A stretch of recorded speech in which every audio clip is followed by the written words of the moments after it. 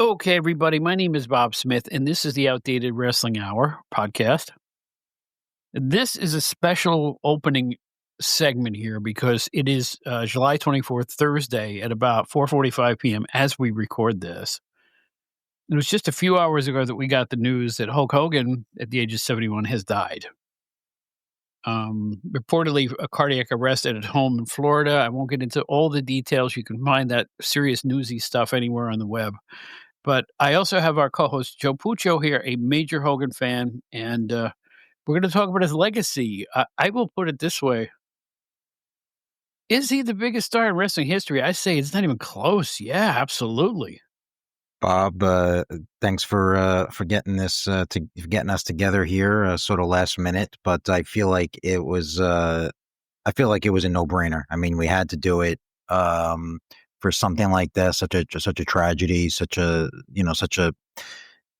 what a major part of pro wrestling that Hulk was. And as far as getting to what you just said, in my eyes, 100%. I don't think there was ever a bigger pure pro wrestling star than Hulk Hogan. Of course, there's a lot of different categories. Excuse me.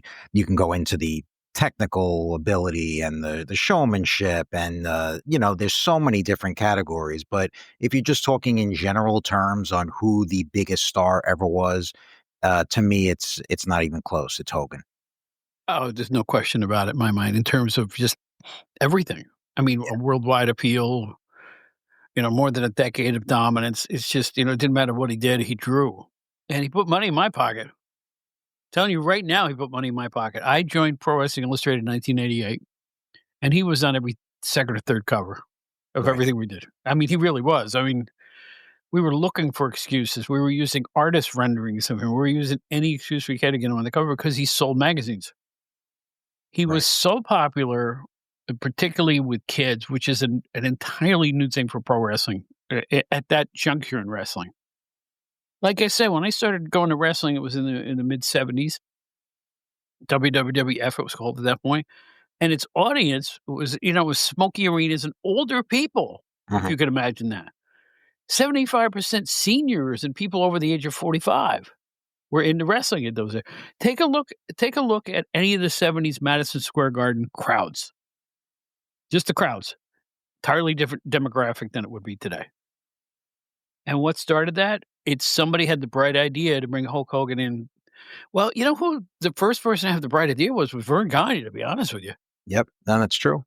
Vern Gagne turned Hogan face in the AWA, or brought him in as a good guy.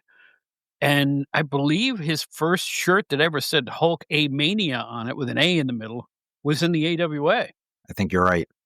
So Vince McMahon did not invent Hulkamania, and neither did Hulk. And we have to give a tip of the cap to Vern Gagne for, well, he understood this guy's appeal. He was big and strong and handsome and just put together so well. And he just had everything that was exciting about pro wrestling in one guy.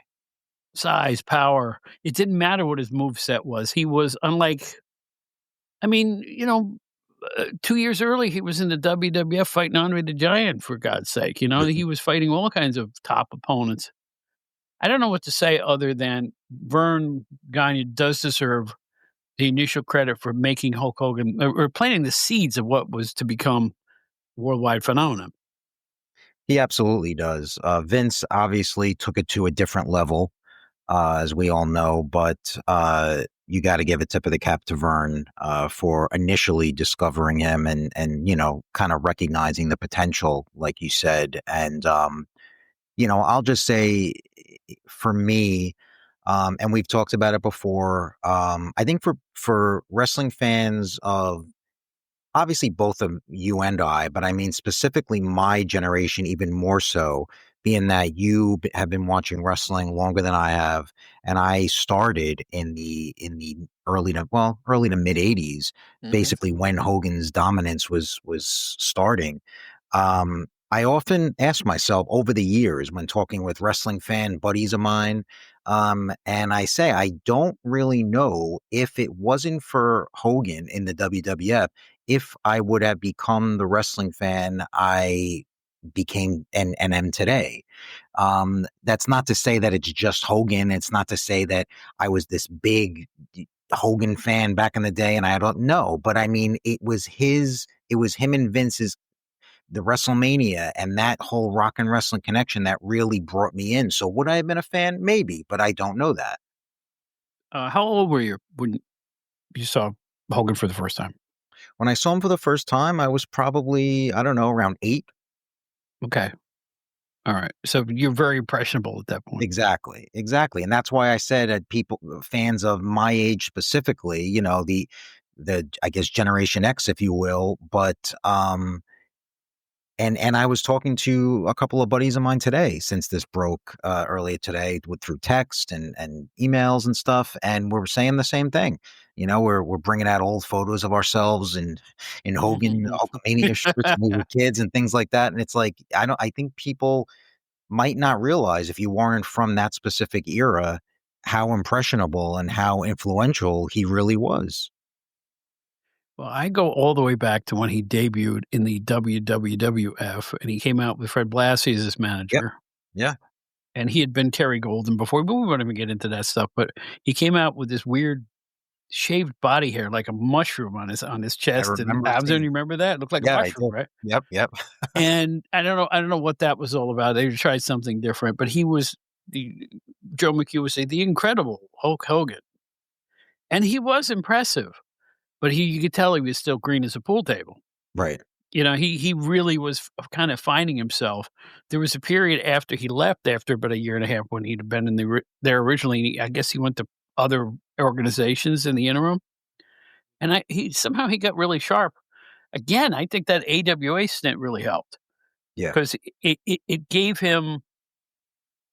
I don't know. He was always so impressive looking, right? He just an incredible guy. He 6'8", probably about legit 325, 340, something like that. I mean, just really big and blonde. He was different than anybody else that was out there. Yeah, you can say you could point at Superstar Graham, you could point at, like, others of that ilk, Mhm. but Hogan was different somehow. He was just different. There was just something in his eye was different. Yeah. And I remember specifically the day he came back to the WWF. Bob Backlund brought him out on a TV show. The 3 Samoans were threatening Bob Backlund. Backlund runs in the back and gets Hulk Hogan, who hadn't been there in a year and a half, 2 years. The fans went nuts. Do you remember this? I do. It's bringing a bell. Yeah, it is. And Backlund says to McMahon or whoever's holding the mic, he goes, Yeah. "This man's a changed man. He's a good man." Mhm. And that was it. That's all it took. Yeah. Backlund's reign ended right then and there, and Hogan came in and kicked the asses of all 3 of the Samoans, and there it was. Yeah. And literally, according to my notes here, literally, it was like literally 3 weeks later from when that was broadcast on TV, Hulk Hogan won the championship for the Iron Sheik at Madison Square Garden. Yep. Yep. And boom, it hit like crazy. Because, people were mad at the Iron Sheik to begin with. People did not like the fact that a character like that or a wrestler was like that. He was so anti-USA at that point, saying virtually anything in the ring that, it just went over like gangbusters, and in addition, and I'm sorry if I'm talking too much, but in addition, him replacing Backlund was like replacing a bologna sandwich with a steak. I don't know how to put this. I don't know how to put I'm not putting Backlund No, down, I but I completely think the get it. fans at that point were tired of his all-American good boy rah-rah thing. The soft-spoken, "I'm gonna get you," and all that. Here comes Hogan with all the firepower you could ever hope for. Braggadocio even. Totally Yep. different than Backlund, Mhm. opposites. W I was remembering at the time thinking, "This is great. This is somebody I could sink my teeth into as a champion." 'Cause I was growing weary of not that I disliked Backlund, I just thought it was his time had come and gone. Right, right. Uh, Obvious and, I'm almost certain that the Iron Sheik won because they knew Hogan was coming in. Absolutely. I mean, well, yeah, Sheik was obviously a transitional champion just to get the belt, from from Backlund to Hogan. But I think like you were referring to Hogan's look. I mean, he was he really was the total package as far as he had everything and it was the right time. I mean, everything, all the stars aligned for him because, like you said, he didn't look like anyone. He had this sort of superhuman look to him. Of course, the mustache helped a lot too. That was sort of his little trademark, but I mean, that worked. His mic skills were great. His very, pompous and just boisterous and just, going off and the train him and saying the prayers and eating the vitamins and all that stuff. And you want to know something about his wrestling ability? I know we said like, oh, when he started, he was pretty green, like most people are, but um, I really don't think he was even as bad as people said. If you ever look at No, some of no. yeah, if you look at some of Hogan's footage in Japan, or in his, pre-WWF glory years, I mean, the guy did a good job. I mean, he could Yeah. work. I think Um, some of that Japan footage just goes as far back as '81 or so. Yeah, absolutely. And I mean, he did his job. And for people that are like, well, he, in the his WWF run, he really didn't do much. Okay, he wasn't a great technical wrestler, but I mean, the thing that people forget is he didn't need to be. I mean, that's not what people were paying to see. They weren't going out there to see Hogan do a 60-minute Broadway. He wasn't Ric Flair. I mean, I don't think people No, wanted to see that. he changed the paradigm. People wanted to see him kick somebody's ass in 3 minutes. Exactly. And They there was did. that yeah, and there was that formula, right? Where it would only last about 10 minutes or whatever, and then the heel would get the advantage, and Hogan would do the Superman comeback, and he would nod his head back and forth and block the punch and give the punch, the leg drop, and everything. So, I mean, was it, after a while, did it get a little tired? Sure. And everything has its run. But I mean, for those several years that he was on top, I don't care what anybody says. I mean, it was successful. It was the right formula for the right time. And I mean, I don't know how anybody can dispute that. And it brought kids out, families out. It changed, like I said, changed the whole paradigm of how they did business. Here come the ice cream bars. Here come the T-shirts. Here come wrestling didn't do that before. I honestly think Hulk Hogan actually changed the world of merchandising and everything else. You can't deny it. True. Hulk Hogan T-shirts were everywhere. I mean, it was almost like he was a real life superhero. To be honest with you, now that's corny, but it worked. It worked. It worked. And I even have good memories of being in school during those years in the 80s. And we've talked about this before too, like the makeup of the fans, boys versus girls, men and women, and even the girls. I remember were into it at during that era, with the Hogan stuff, and obviously even later on, a few years later, when they did the whole Randy Savage thing, Elizabeth helped. That brought a lot of the girls in. Yeah. But I mean, girls were into it too. My sister was watching it. Granted, she probably wouldn't have been watching it if it wasn't for me.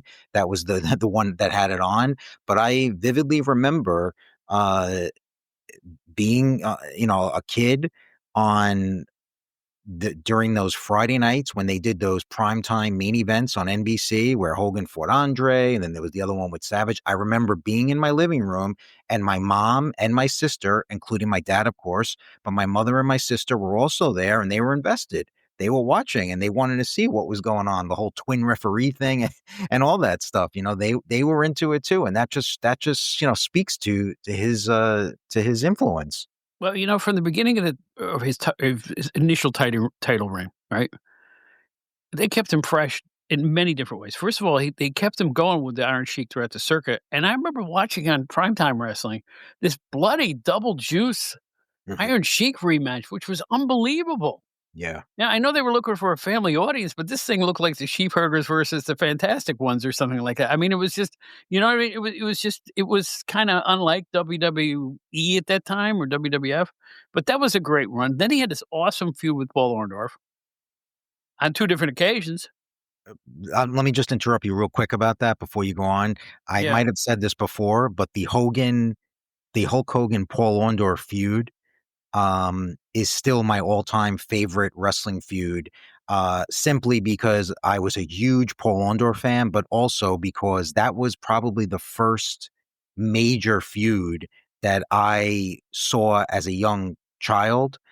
when they feuded. So to this day, that Hogan Orndorff rivalry is still my favorite. So yeah, I mean that was just epic, and they did some record numbers. Mhm. Those two, they really brought in the fans. That feud does not get talked about enough. No, that was good. Actually, everybody talks about Hogan Andre, Hogan Savage, but the Hogan Orndorff one, for whatever reason, gets sort of pushed aside. I will always feel a kinship with Paul Orndorff because he and I had the same neck problem. Oh, there I you just go. late in his career, he had a neck problem, and I had the same thing going on with my life too. So I Yeah, I yeah, yeah. I commiserated with him like crazy. But there's so many things that kept the things fresh. The Mega Powers with Randy Savage. Hmm. Even before the feud, people were into those two as a tag team, and great feuds with, of course, Andre at WrestleMania 3. Right after that, a great run with Harley Race that people don't remember, but I remember it because it was probably really good matches. Yep. More like wrestling matches than anything Hogan usually would do. The earthquake bit was great, you know? Can forget that? Roddy Piper's Oh, feuding with him, King classic. Kong Bundy feuding with him. I mean, the early stuff kept people invested. And then, we'll just cut immediately to years later. I mean, the NWO thing, which turned many lifelong Hogan fans into hating him instantly with just a press of a button. It was one of the great wrestling TV moments of all time when he attacked Randy Savage, and here Hmm. comes the other two. Here comes Nash and Hall, and the ring fills with debris. And this is the new world order of wrestling, brother. Yep. Yep. And everything changed, Everything. even the ratings. It, How can you deny Hulk Hogan's power in the wrestling business when he helped? Who would think 2 years earlier that anything that said WCW on it would be number one in the ratings? yeah. Yeah. Hogan came in. That's why, and it was a whole new, again, another new paradigm, a new way to invent himself. Hollywood Hogan. The, the I can't say enough about. I think he was business wise. I think Hulk Hogan was very, very smart. mhm. Very smart. I mean, he had a hand in all these things, and I know he booked himself a lot in WCW. You gotta give him credit. I mean, talk about a miracle making WCW number 1. I still look back at that and go, "How the hell did they do that?" He did Yeah. it. Yeah. Yeah.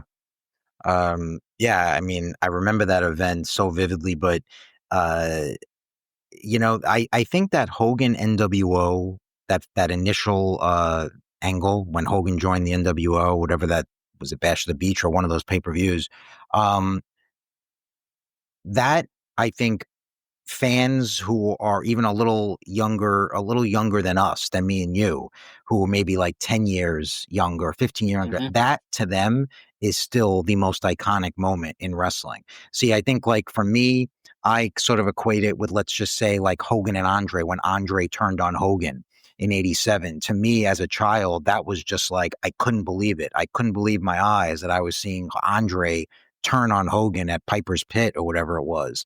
And I feel like that Hogan NWO angle when Hogan joined, I feel like that was the equivalent. It's just that it happened, whatever it was, 10, 15 years later.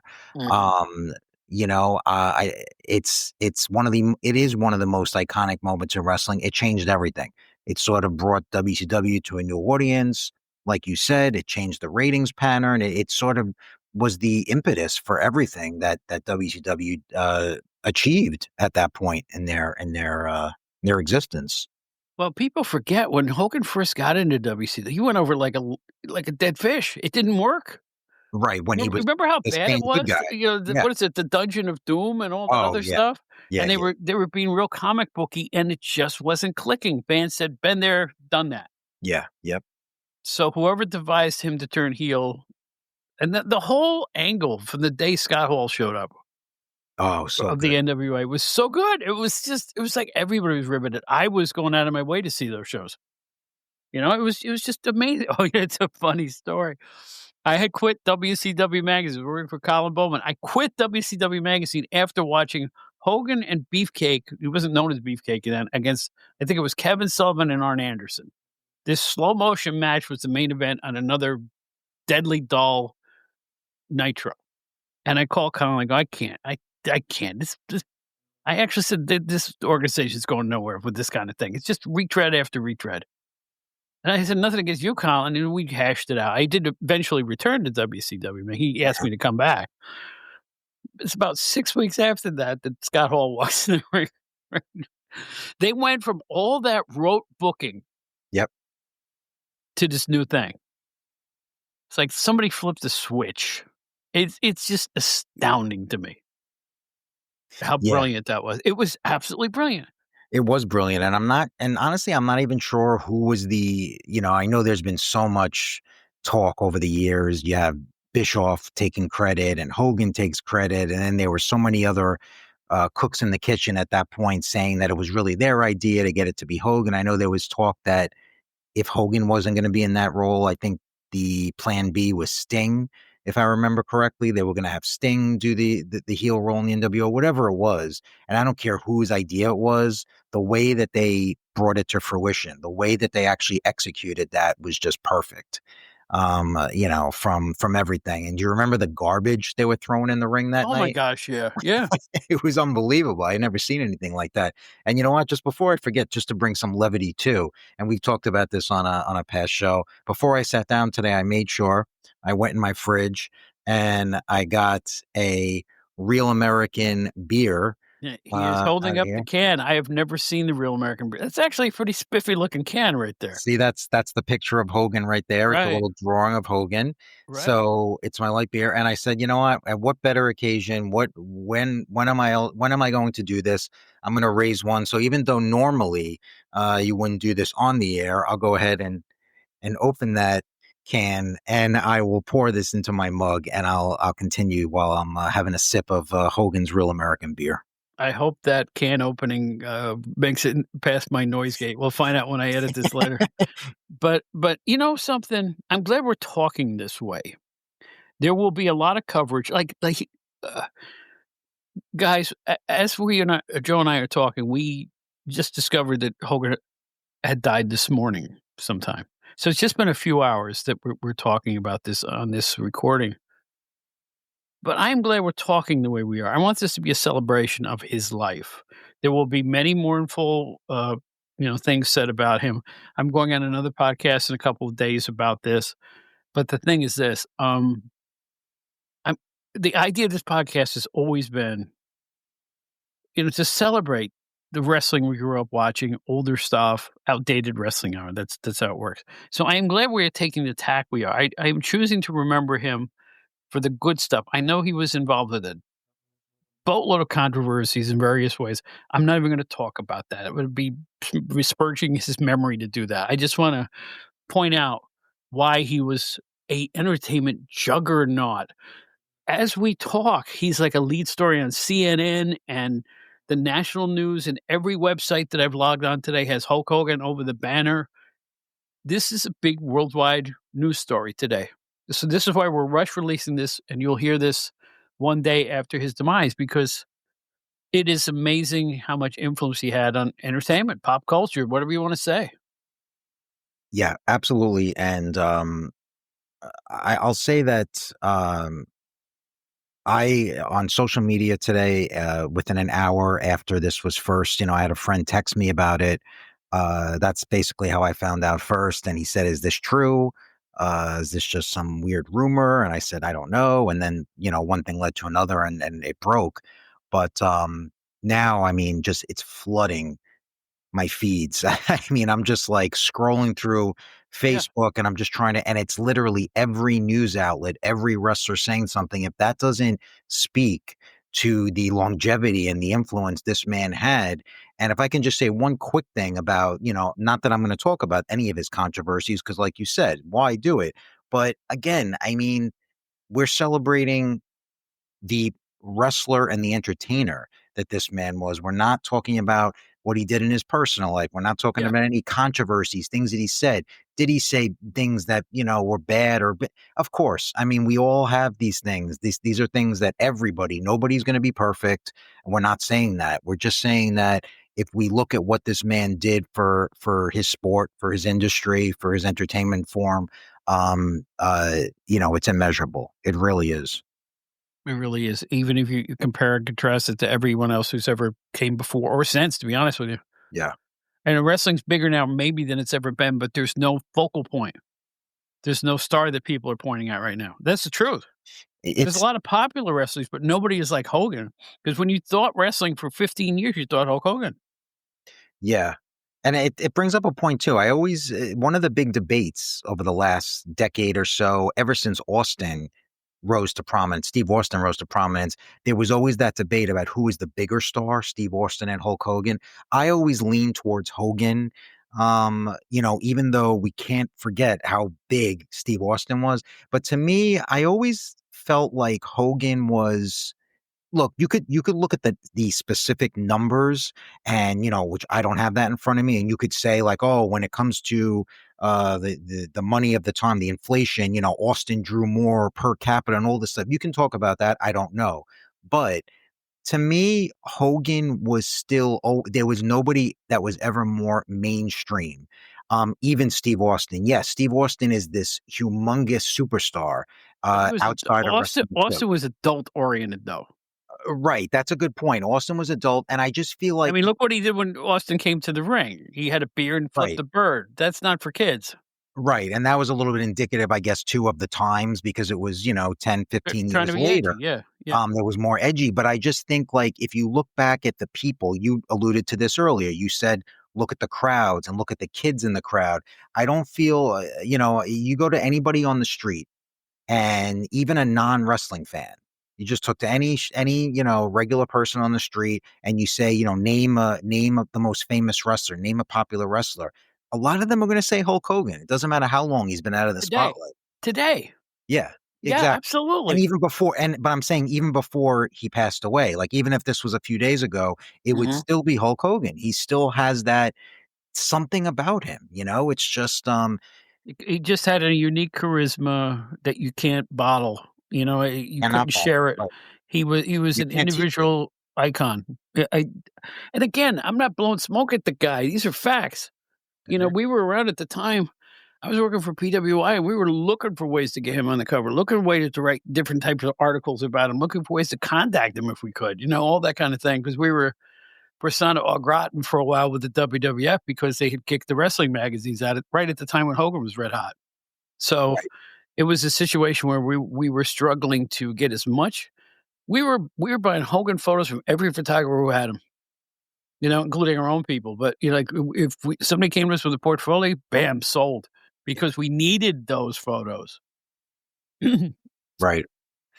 So It's I'm not. By the way, I'm not going to edit this segment. So I'm sorry I cleared my throat, gang. But you know what? We are rush that releasing this, and you're going to hear this one warts and all because I'm not going to. I'm not going to touch this one. We're struggling to get this one out in time for our midnight podcast release time, and we're just going to I tack it on top of the show that's already coming out tomorrow. And I am thankful for this electronic world we live in because I can do stuff like this. It's great. and speaking of that, I really do hope that can opening, makes it on. But, We'll find uh, out. We'll find yeah, out about that. and if it doesn't, then, that's what happened. But, and, another, something else of note, I would say 30 minutes before we're taping this, I just noticed on, social media that there was an official statement from Vince McMahon, Yes. about Yeah. Hogan I saw too, that. which very interesting because obviously those are few and far between. You don't really see too many, official public statements from Vince McMahon these days. Donald Uh, Trump gave a statement. Donald Trump as well. I was just going to mention that. Yeah. I Mhm. mean, it's, again, that really does, say something. And, one other thing I'll mention quick about him that, getting back to his early run that I felt was a huge part of his appeal. Something that I really missed too. Loved that he was used sparingly during his initial run on television, where you didn't see him every week on TV. It wasn't like it is nowadays where the champion is on every single broadcast. He does a promo on everything. He's on every other thing. Hogan was special. I mean, you didn't see Hogan wrestle every week on Superstars or on Wrestling Challenge. He would only wrestle on the pay-per-views, on Saturday night's main event, if Yeah. you were lucky to see him at a house show. But as But that far as television, you did not see, and that kept him special. well, that's a McMahon family tradition. I mean, other than Pedro Morales, who I think was on TV quite a bit, you didn't see Bruno on TV at all, Right. That's true. hardly, and you hardly saw Backlund. You would see him, but you wouldn't see him wrestle.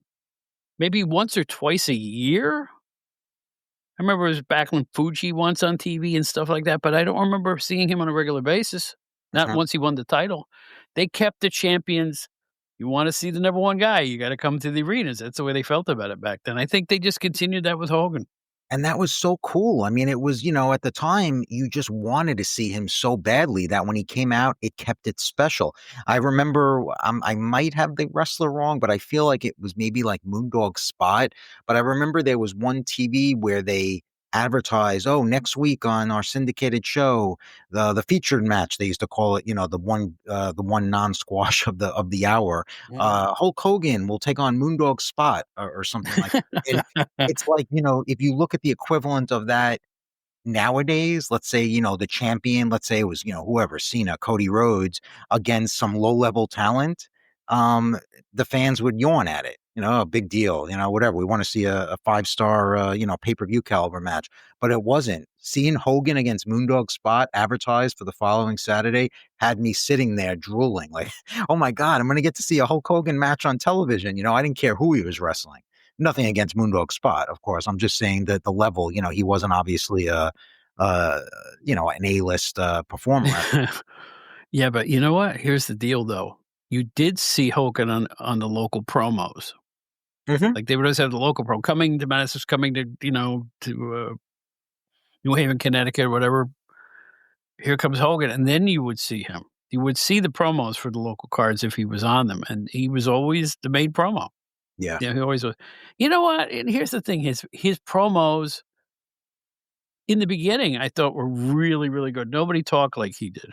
Mhm. After a while, it kinda became a little rote and a little bit pre-programmed. It just seemed phony after a Yeah. while, like, that begat people like the Ultimate Warrior who took it to ridiculous extremes and others who tried to mimic him a little bit. But in the beginning, when Hogan was a fresh new thing, again, he was going off the Backlund era. And the Backlund era, he was, I remember seeing a Backlund promo, and he was like, "You know what?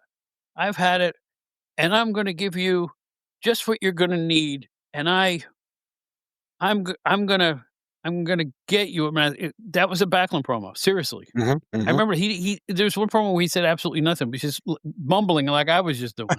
Right. So and I'm paraphrasing, it was really close to that. So I don't know what to say other than Hogan brought a lot of excitement. Those early WWF days, the NWO days. And can I give one quick shout out to Hogan in Rocky 3, which just came to my mind right Oh now. yeah, yeah, I think we the last time we discussed Hogan a while back, we talked about his movies, but we didn't talk about Rocky 3 because I think that was his big yes. WWF fame. But I did just want to give a shout out to that because that was a great role for him. I mean, that was perfect. I know it wasn't, he didn't exactly have to do that much in the role, but I mean, it was a good role. I think it stands the test of time. What did he say? I'm trying to think. The ultimate male against the ultimate meatball. Was Well, that it the was, line? Thunderlips was the character's name. I think that was the Yeah, yeah. wrestler name in that. I don't It was remember the Thunderlips, line. but I I feel just like know that that was the line that he told it Stallone. it was perfect, and you know what? That really I remember that Rocky when people were going, "Who's this guy?" People who weren't into wrestling, "Who's this big guy? Yeah, yeah. Who's that big handsome guy?" And then when he beat the crap out of Stallone for a while, I was like, "Holy smokes." So that really did help his ascent. You make a really good point there. It did, it did. I think it gets forgotten about sometimes because everybody thinks his sort of not that he had this big acting career, but people think his acting career started with, like, No Holds Barred and things like that, which, we won't get into that anymore, but We talked about it recently, so we yeah. talked about that already. But I mean, Rocky 3 definitely, I would give a shout out to that. That was a good role for him. Well, Joe, I wanna thank you for coming on. I don't know what to say. I don't wanna sound corny, but I wanna send out our best from Joe and myself and everybody involved with this podcast to Hulk Hogan's family, people who knew him best, the fellow wrestlers who worked with him, the promoters, everybody who knew him. I met him I think on 3 occasions and only said more than 3 sentences to him maybe once. It was all business. Mhm. You'd meet at the bar where they were congregating, or you'd meet somewhere else, and I remember meeting him in the parking lot at Madison Square Garden with Bill Apter. Oh. That's the first time I met him was with Bill Apter, Oh, wow, and you that's know when cool. that was? My favorite Hogan match because I was there was the first SummerSlam. It was Savage Yeah, and tag team. Hogan Yeah. and Elizabeth and her legs, def Right, she took def off the skirt, right? right, Yeah, defeating defeating Ted DiBiase and Andre the Giant. And I was there second row. It was my first major event. It was 1988. that's right. And how Yeah. can I not have really, really cool, fond memories of that whole thing and meeting them afterwards and everything, the whole 9 yards. It was just those were great times. I That's cool. my cub reporter for PWI sitting second row of the Garden. Are you kidding? It's as good as it got, man. I was actually gonna ask you, how many times had you met him? I am happy that I only got to meet him once, but I'm happy that I got that one meeting. It was at a book signing when he came out with his book many years ago at a Barnes& and Noble. So I met him there, took a picture, he signed the book and that was it. So I'm just happy I got to do that, um, because I'm sure a lot of people never had the opportunity because he didn't do that many, signings back in the day. It would have had to have been in the later years. Well, I was lucky because I was working with WCW Right, that magazine was too when he had first come there, and that's when I actually had my longest conversation with him. But you know what? Gentleman to me. I mean, it's not yeah, that that same. means anything, but again, I just want to send out our best to everybody involved in the wrestling business, whether you're a fan or a friend or a loved one or Godspeed. I don't know what else to say. Another human being has left our mortal coil, and I consider human life to be the most precious thing in the world. And we've lost somebody that was admired by so many millions of people around the world. And it's never easy to come up with the right words for these kind of things, but I wish everybody healing and good memories in a troubled time like this. Absolutely well said. And if I may, I'll just end with this is that, you know, this has actually been a rough week as far as well-known celebrities and people we grew up with passing away. Malcolm Jamal Warner from the Cosby Show passed away this week. Ozzy Osbourne, who was another huge part of my childhood, passed away, and now Hulk Hogan. And it gets Today, Chuck Mangione. and that as well, right? Good, Yeah. that's a good call. Yeah, I actually just heard about that a little while Mhm. ago as I well. was on the same stage with him once Oh wow, yeah, back in that's my awesome. musician days. Yeah. Yeah. And what I would say is just it's always hard when somebody from your formative years, your childhood passes away like this. But I will say this with Hogan, it hit me perhaps the hardest of any of my childhood idols, simply because wrestling is one of my loves. It's always been one of my loves. It's been one of the things that has gotten me through my childhood. It's one of the things that I always looked forward to. It's one of the things I'm really thankful for. And if it wasn't for Hogan, like I said, I don't know if I would have been the fan I am today. So this one actually hit me harder than most. Yeah. So that's why I'm glad we had the opportunity to do this. Well, this is why I called you to do this today. I wasn't going to do it. I was thinking about it, but I wasn't going to do it. And then Joe hits me with a text message that said, "This one's hitting me hard." And I went, you know what? Give you a chance to come and vent your spleen, so to speak, and you just let it out because it's been a weird day. Joe and I were talking in the early hours of this morning. We're going to go see the NWA and when they come to Long Island in a couple of weeks. And we were just talking about that. So it was a wrestling morning for us. And now it ends up this way. Um, it's you never know. It's just an odd day today, wasn't it? Just It is. very strange day as we sit Yeah. here talking about the passing of Hulk Hogan, one of the biggest, I guess, just plain stars of all time, based on the way the media's covering it right now. I mean, multimedia sensation, had his own TV show, a bunch of movies, headline wrestling for 20 years. What else can I say other than, you will look back at the all-time greats, Ric Flair and George Hackenschmidt and, Right. Gotch. You go to Luthez and all the greats, Bockwinkel, Vern Gagne, just Bruno Sammartino, all of them. I'm not gonna ever say one's better than the other, but I don't think anybody ever had a bigger impact than Hulk Hogan. Yep. Completely agree. And yeah, I'm thankful that you cooked this up. I know it was last minute and everything, but it feels good to talk about it. So, and I would just say for everyone listening, like Bob said, I mean, celebrate it, celebrate him. Don't mourn him in that sense, throw some old Hogan matches on, an old WrestleMania, Saturday night's main event, something. Eh, Hell, put on the Real American video, right? Remember there that? is gonna be such a rush on Hogan matches now. Wait till you see Yeah. it. Wait till you see this. I mean, everybody's gonna try to rekindle those memories of their favorite moments with him. And like I said, mine's the first SummerSlam. It's an easy choice for me. And I'll be completely transparent here. During my work day today, while I was working, I went on YouTube and I did throw on the original Hogan video from Real American. As cheesy as that might sound, but hey, I don't care. I loved it, and I had the album when I was a kid, and I loved listening to it. It brings back great memories, so why not? But anyway, thank you, Joe, for doing this. This is Joe Puccio. My name is Bob Smith. This is the Outdated Wrestling Hour, and this is a tacked on opener for this edition of the Outdated Wrestling Hour. Please hold for a few seconds. We're going to just go right into the regular show. The show's probably going to be like close to 3.5, 4 hours. I don't care. We had to let it out on this one. We hope you enjoyed what we had to say. And once again, here's the Hulk Hogan. Hang on. We'll be right back in just a couple of moments. Stay tuned.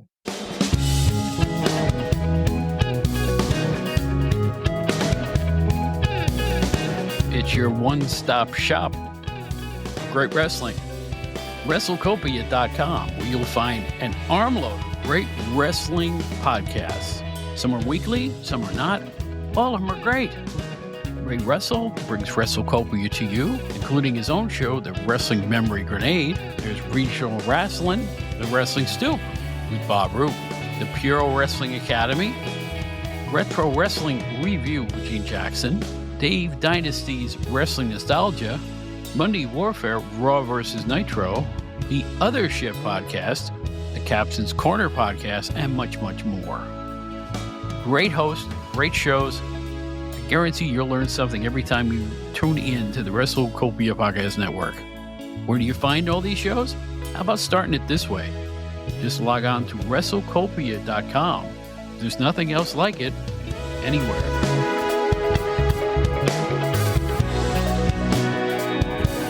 Welcome back to the Outdated Wrestling Hour, and this is what I can sink my teeth into. We got Steve Gennarelli of Stick to Wrestling with John McAdam. Bob and Steve are going to talk about wrestlers at time he seems to be forgetting.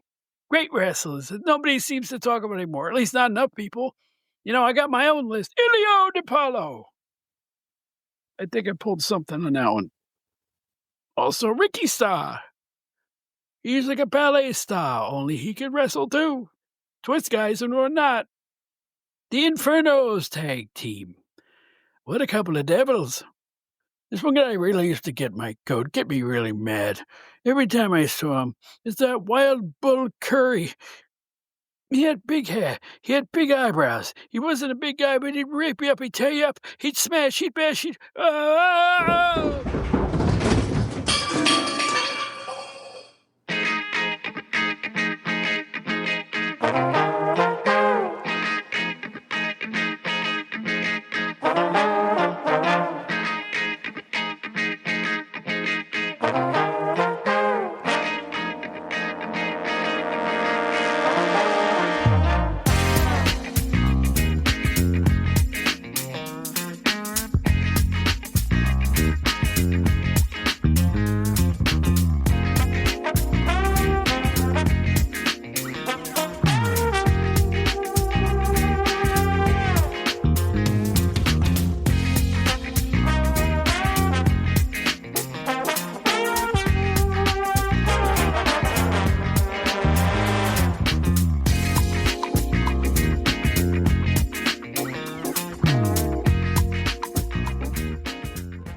Hello, everybody, and welcome back to the Outdated Wrestling Hour. My name is Bob Smith. We are so glad to have you back. And on this edition, we have the great Joe Puccio. He's our co-host. And we also have a special guest, in Steve Gennarelli from the Stick to Wrestling with John McAdam podcast. And we're going to talk about what we're calling underrated wrestlers. But you know what? It's not really. And I'll get into that with Joe. Joe or Arnie, how are you doing? I'm doing well, Bob. I'm always up for talking about the underrated stars of the squared circle. I guess you have a little bit of an asterisk. Don't call me an asterisk. But anyway, no, here's the real theme of the show. Time passes on. And a lot of people, older wrestling fans, have fond memories of some older wrestlers. And our lists are basically people that we think time is forgetting a little bit too quickly. You know what I'm saying? They're not particularly underrated. What they are is you don't hear them talked about much anymore. Gotcha. Only the historians would talk about these particular wrestlers. Like I can't let the cat out of the bag of who we're going to talk about, but people who were really big stars in the territories, but there are no territories anymore. Right. It's like the passage of time. You figure a guy was a star in 1986. You know how long ago that is now? I mean, it's crazy, and it feels like yesterday for me. But the fact remains, it's a long time now. The year 2000 was 25 years ago. Yeah. Crazy. I know. I know. Time is just moving forward, and I'm glad to still be here to talk about it. But I'm also still glad to be here to talk to people like you about wrestlers who are becoming too forgotten too quick. That's a good way to put it. Too forgotten too quick. That may be the name of the show when I put the placard out. Too forgotten too quick. There it is. You just think of these things. And do you have any stars from your past that you really enjoyed watching? Then you don't even have to, they don't even have to be your favorites, but are there any from? I know you watched in the '80s that were really good that just don't get talked about like they used to. Hmm. So let me think. I mean, this is, off the top of my head. So in the 80s, how about somebody like a Bob Orton Jr.? That's Now, exactly who I was just thinking of.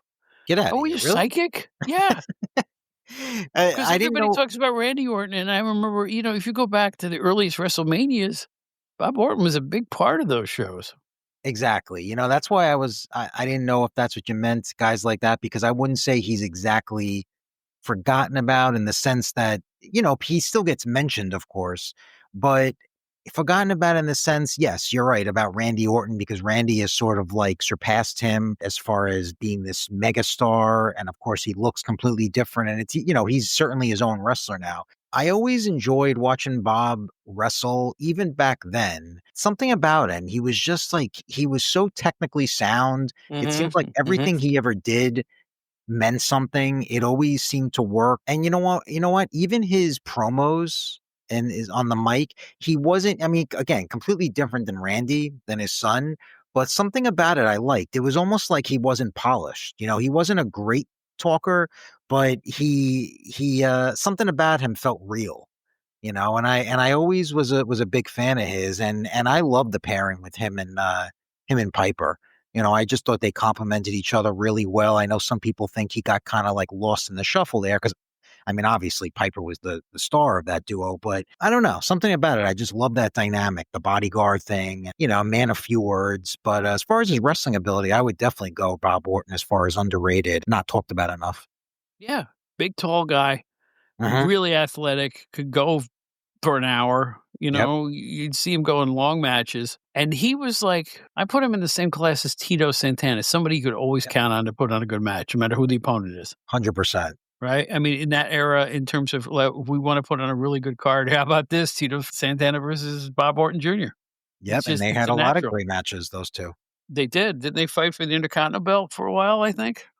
Probably, yeah. And I mean, Hmm. Tito was, there's that old story about Tito when wrestling at the first WrestleMania, being in the very first match ever at WrestleMania. And I personally talked to Tito about this when I spoke with him a few years ago for my website. He said that he was a little snubbed at first when he found out that he was booked to open the show. Vince apparently took him aside and said, look, I mean, of course, a lot of this is Vince, of course, just massaging egos and things like that. But he said, "Look, I need someone that's reliable. I need someone that's gonna come out with a good, solid match to open the show."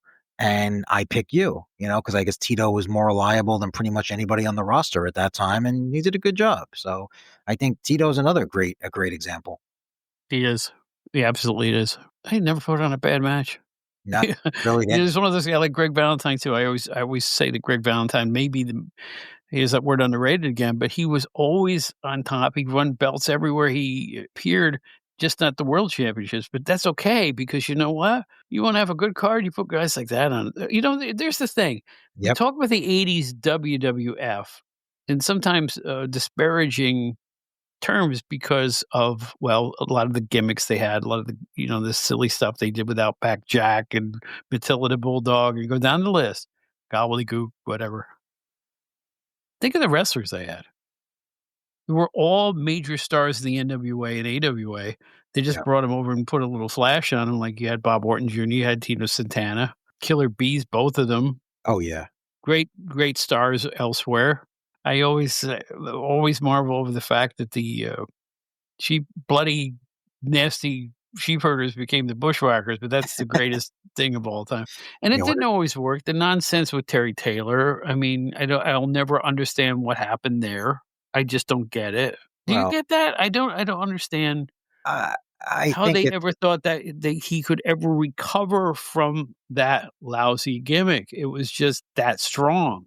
I mean, I just think that's Vince. That's Vince's mentality. He just wanted to at in that very period in WWF, he wanted to take anybody with any talent who had a name elsewhere and just make him his own. So he wanted to. Some of the guys got away with halfway decent gimmicks. Some of the guys didn't really get away with good gimmicks. Obviously, the Red Rooster would be one that's one of the weaker ones, but that was what he was doing. He was creating a sort of a cartoonish atmosphere at that period.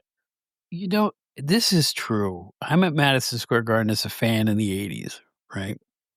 And I'm doing what guys do, you're using the urinal in the men's room, but I hear a father-son in the stall, and his son was obviously very small. And as God is my witness, I remember this like it was yesterday, that the kid goes, "I hope the Red Rooster is there tonight. I'd like to see the Red Rooster." So we forget that they were Exactly. trying to make a youth market thing out of pro wrestling, and apparently with this child, the Red Rooster caught on. He wanted Right. to see him.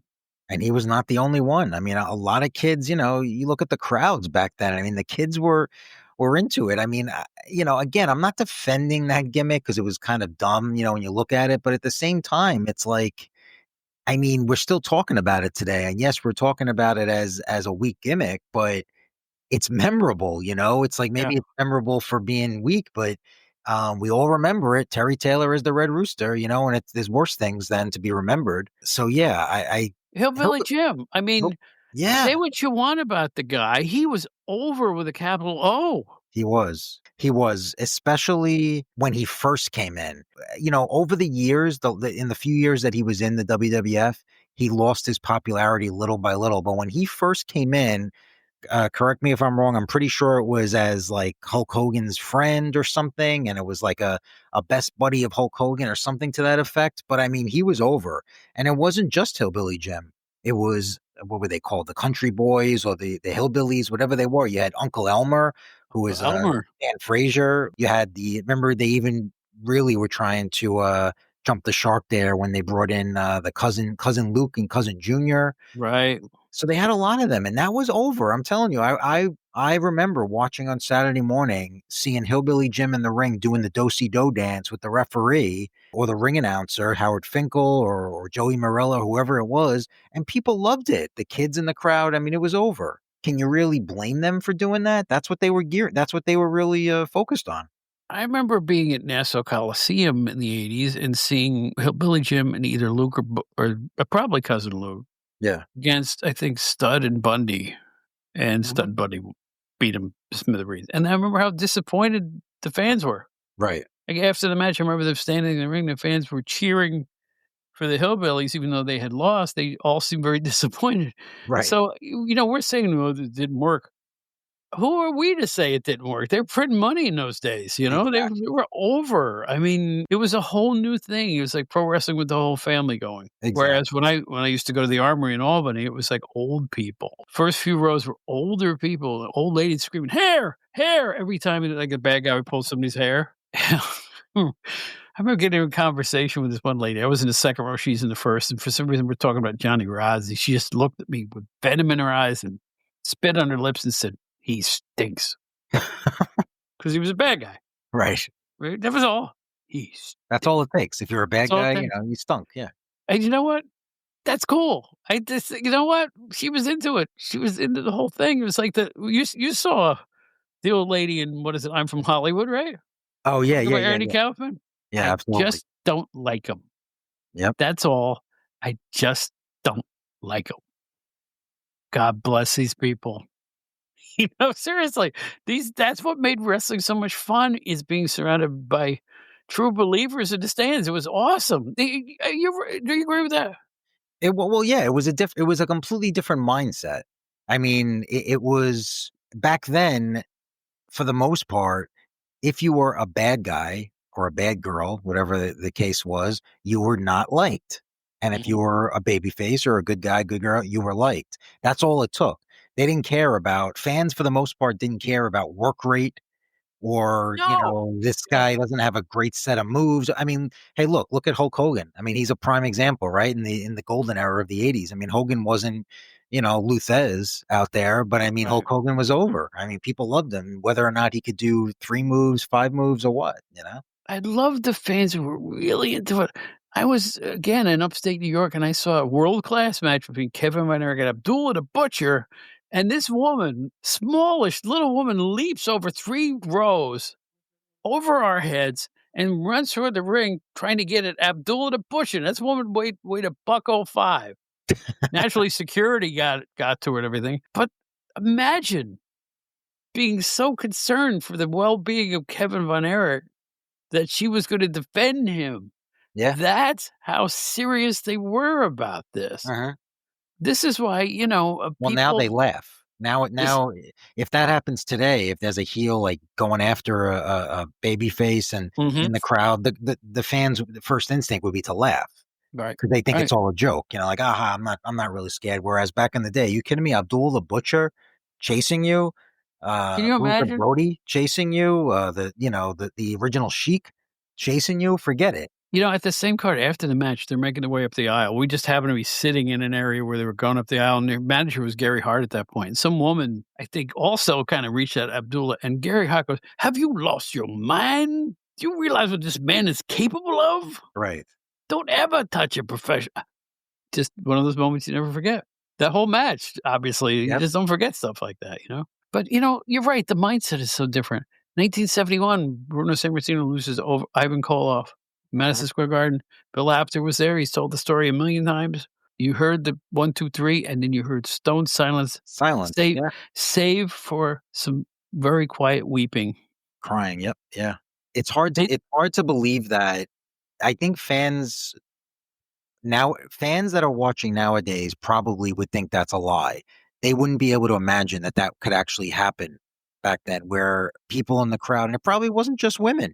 It was probably guys in the crowd too, trying to wipe away tears for something like that. So it's just that's how serious it was. I always go back to the clip that's on YouTube of all people, Ivan Putski versus, Superstar Graham in a title match at the Garden. I know how popular Bruno was. I've seen my share of stuff at the Garden. You gotta see this clip because it's like at one point, Putski puts the Polish hammer on he slams him with a Polish, which was just 2 fists like this Mhm. Yeah, and sure. just into his chest. Graham goes flying. The place becomes unglued. There wasn't a person in that arena who didn't think Putski couldn't beat Graham. You know? Yeah. The heat dripping off the walls, just an unbelievable moment. I mean, and that's really all this clip is. It's just showing that Yeah. moment. Yeah. It's phenomenal. It's like you don't get that anymore. People Yeah. popping like that.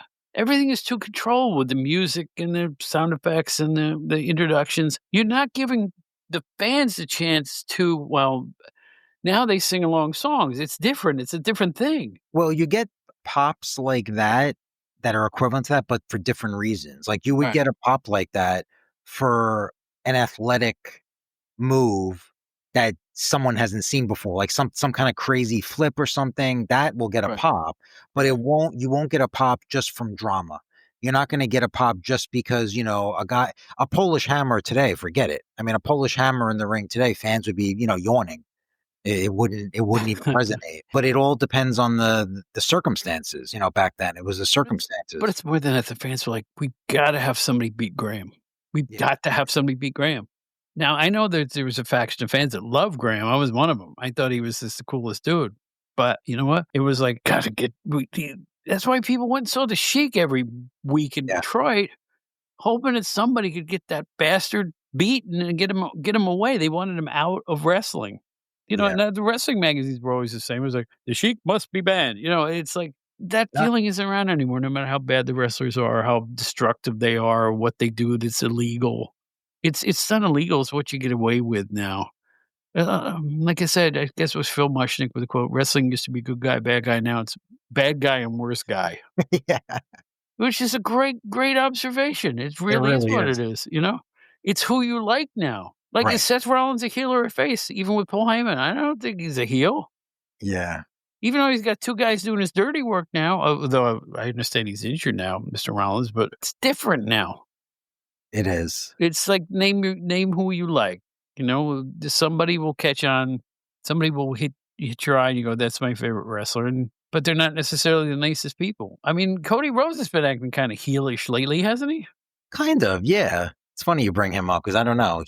There might be a heel turn. I feel like, and I don't know if they'd actually if they go forward with that at this point. I guess he's still got a big baby face run in him, but I mean, at some point you got to think he'll go heel, right? That'll be a big moment in WWE.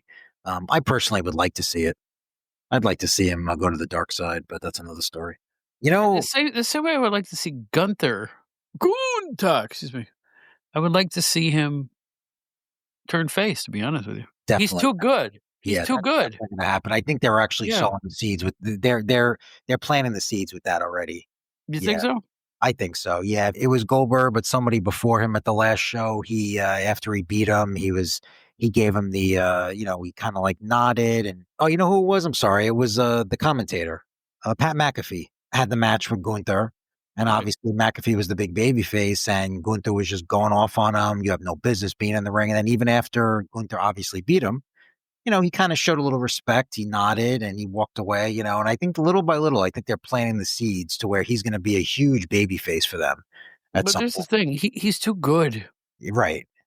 He's really over, people just don't like his attitude, which is Right. like I said, he's the heir to, like, the Buddy Rogerses of the world Yeah. who were hated simply for having hubris, being Yeah. real cocksure of themselves. Yeah. Now we've gotten off the, track of underrated old timers or We people have. who We have. don't aren't remembered fondly, but, I'm sitting here, there's a million names. I love to go back in the past. For some reason, I'm thinking of the Valiant Brothers tag team. Yeah. The original one. They brought in Jerry Valiant, who was really somebody else somewhere else, but, and I like Jerry Valiant too, but the original 2 of, Handsome Jimmy and Luscious Johnny. Was there ever anyone less luscious than Johnny Valiant? Yeah. He's not God rest exactly his what you soul, think. a funny guy and a Yeah, great he was a wrestler, but stand-up comic too. yeah, I saw him somewhere once do stand-up yeah, comedy. but I mean, that's what I love about wrestling. I honestly, I just pretty boy Larry Sharp, really? Right. Right? It's funny, the original Valiant brothers were, that old trivia, that they were the favorites. I believe they were the favorite tag team, or they were the favorite wrestlers of Vince McMahon, if I remember correctly. I think he had said that before. The Vince Is that McMahon true? Jr. Yeah, I'm pretty No, sure. I thought it was Doctor Jerry Graham. Was it Jerry Graham? I thought it was a Yeah, guy. Maybe I'm I thinking think of so. No, somebody else. I think it was Okay, Jerry Graham. Jerry There was a Graham. story about McMahon riding around in Graham's car, and he was lighting cigars with, like, a $5 bill or something. There you go. Okay, there's somebody else that's the It's the Valiant. Grahams, Yeah, yeah, blonde-haired guy, big yeah, yeah, big yeah, guy. yeah. But Can I? there's somebody else to think of, Doctor Jerry Graham. I Jerry mean I Graham. Yeah. mean, just the big rude slob who could tear you apart. He was so big, it's like, go back to the '60s, he was it, that guy, and the whole Graham Eddie Graham too. If I can mention a female for a minute there. Somebody that just kind of came to mind that I've always felt a little bit later on, of course, but I always felt was really underrated was Luna Vachon. I think she's getting her due these days, but I agree with you. She could do anything.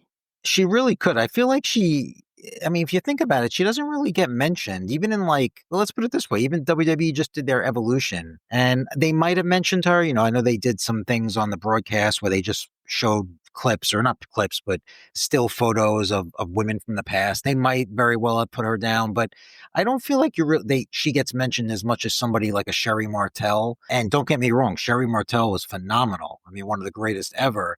But Luna did that same, I mean, did anybody play that maniacal character as well as her? And she was a good worker. She was a good wrestler. You know, she came from a legendary family. You know, you mentioned that she does get mentioned a little here and there. There was that documentary that we spoke about a few months back that a filmmaker named Kate Kroll did on Luna Vachon that I don't believe it's out in the US yet. I think it's out in Canada. So hopefully that'll be out soon. But yeah, somebody like Luna Vachon, I've always felt really never got her due.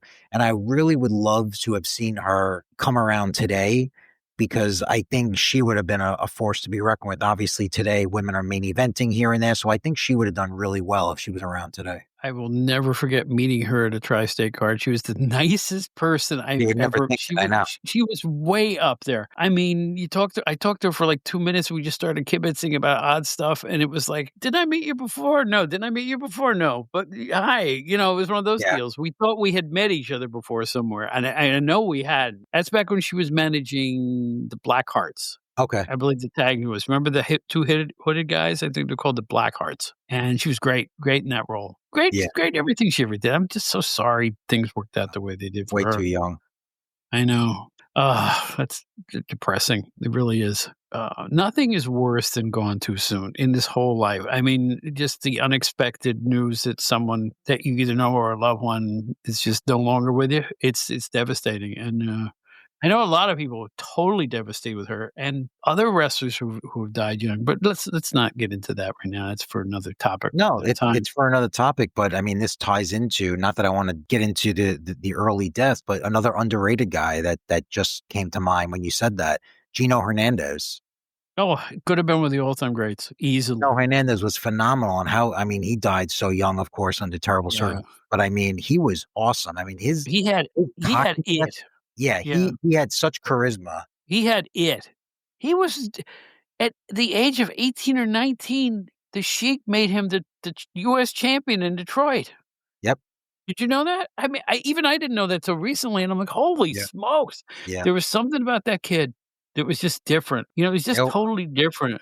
And It's it's true. I like they always said. think about him that he could have been. I feel like if he would have, you always think. You ever think about that? Like the guys and gals that in wrestling that they died at these young ages, and unfortunately, it's Mhm. kind of prevalent in wrestling. But I mean, what they would be doing now, like what they would have done if they'd been around Yeah. another 10, 15, even somebody like an Owen Hart.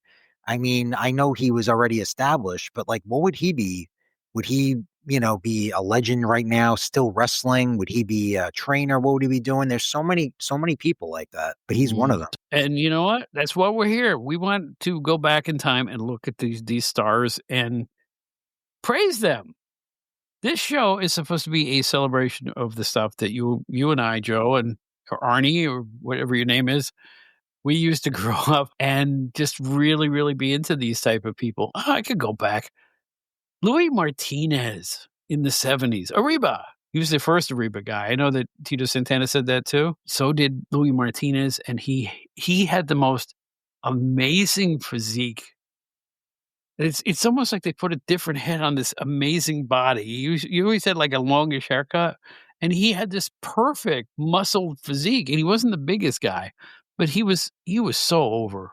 He was so popular because of his upbeat attitude. Can you imagine? Like the Mighty Igor was Right. over because he was friendly. So wait, You know? did he say, he used to say Ariba as well? Like in the Yeah, ring? Oh, wow. yeah. Okay. I didn't know that. All right. Arriba's the battle cry.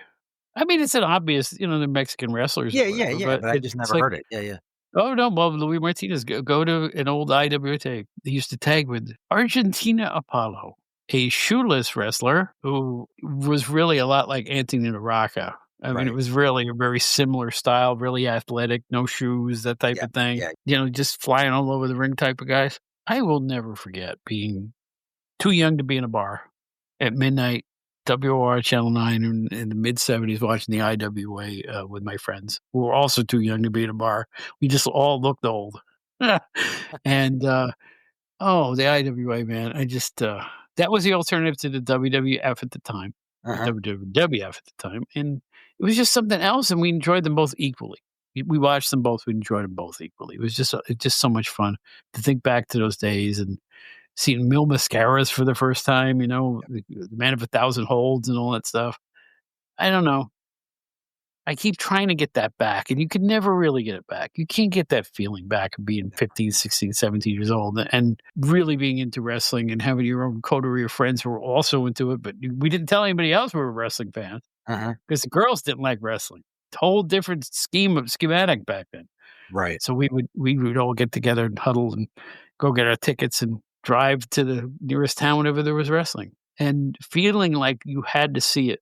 It was important to see these matches, right? Did you have that feeling too? I don't know. We certainly did. My bunch. We got to see Putski against Koloff. I mean, don't we? Yeah, Yeah, we got to see that one. Well, we got to see Chief J Strongbow against Baron von Raschke in a Indian strap match. We got to see that, don't we? Yeah, we got. Those are the days. they were. What's the first card you ever saw? Do you remember? I do. It was a Madison Square Garden house show, March of 1986. It was actually a one of the Hulk Hogan less shows. So Hogan wasn't on; he was on the other tour. Anyway, the two big matches were Tito Santana and Randy Savage for the Intercontinental title, and a six-man tag between Greg Valentine, Brutus Beefcake, and Luscious Johnny Valiant. Speak of him again against the British Bulldogs and Lou Albano. Who were the faces? Oh, that's right. Albano turned face. I always Oh yeah, forget yeah, that. yeah. Albano was definitely a face by then with the Was. Bulldogs, and it was memorable because it was my first show. It was memorable because I was literally one, no exaggeration, one row from the top of the garden. So there was one row above me, and other than that, that's where we were sitting, me and my dad. And it was a matinee show. I do remember that. It was like probably like a Sunday afternoon at 2 o'clock, 2 p.m. or something like that. Even though we were so far away and it wasn't like, today where you have big screens and all that stuff. I mean, we were far away and you really couldn't see it that well. I was mesmerized. It was the greatest thing. I remember just looking forward to it as a kid leading up to that show. I remember that the weather was cold. This is my mindset, thinking to myself, like, oh, I'd be running around the playground, making sure my jacket was on because I didn't want to get sick. I was so afraid of like getting sick and not being able to go. I mean, I was so looking forward to this thing. And then, of course, the next day in school, I mean, I was just like telling everyone, all my friends, I went to Madison Square Garden, I saw this and I saw that, I got the program and the whole thing. And it was just, yeah, it's like, I'll never forget that. I still to this day have that program and I have the printout, not just the program, but you remember they used to put like the card, the white paper with all the matches Right, in there. And I right. have that and I feel like I did, we always used to like circle the winner and, do things Mhm. and I feel like I did that and I have that in my basement still. Those memories are exactly what this show was meant to be about when I started. Seriously, I know so many people feel that same way about the era when they discovered all this stuff, And thanks for that because it's like, that's it. That's the whole thing. We are all trying to get back to that place. We're probably never getting back there, but you Never. know what? At least we can look back on it through the miracle of videotape and discussing this stuff with other people who were around at the time. Right. Feels good to do it, and It that's does. why I think the show has been as successful as it has because we give people a chance to go back in time and in some cases, way back in time into the '70s and stuff like that, and, I this is why I'm very thrilled to be doing this show because every so often I get to talk to a Jerry Jaffe or a Paige Sutherland who was around in the '70s, these people who were literally worked in the '70s. How many of us are left now? Or who even watched it, It's like so I'm trying to keep this spirit going. What you just said was a perfect capitalization of what we're trying to do here. So I appreciated that. I really did. That was great. So speaking of great, we got, Steve. We were on a show with Steve. How great is Steve Gennarelli? I love Steve. He's one of my favorite guests. I've done shows with Steve. But, I really value Steve's friendship. He likes coming on both of the shows, and he is I'll say it again, super creative guy.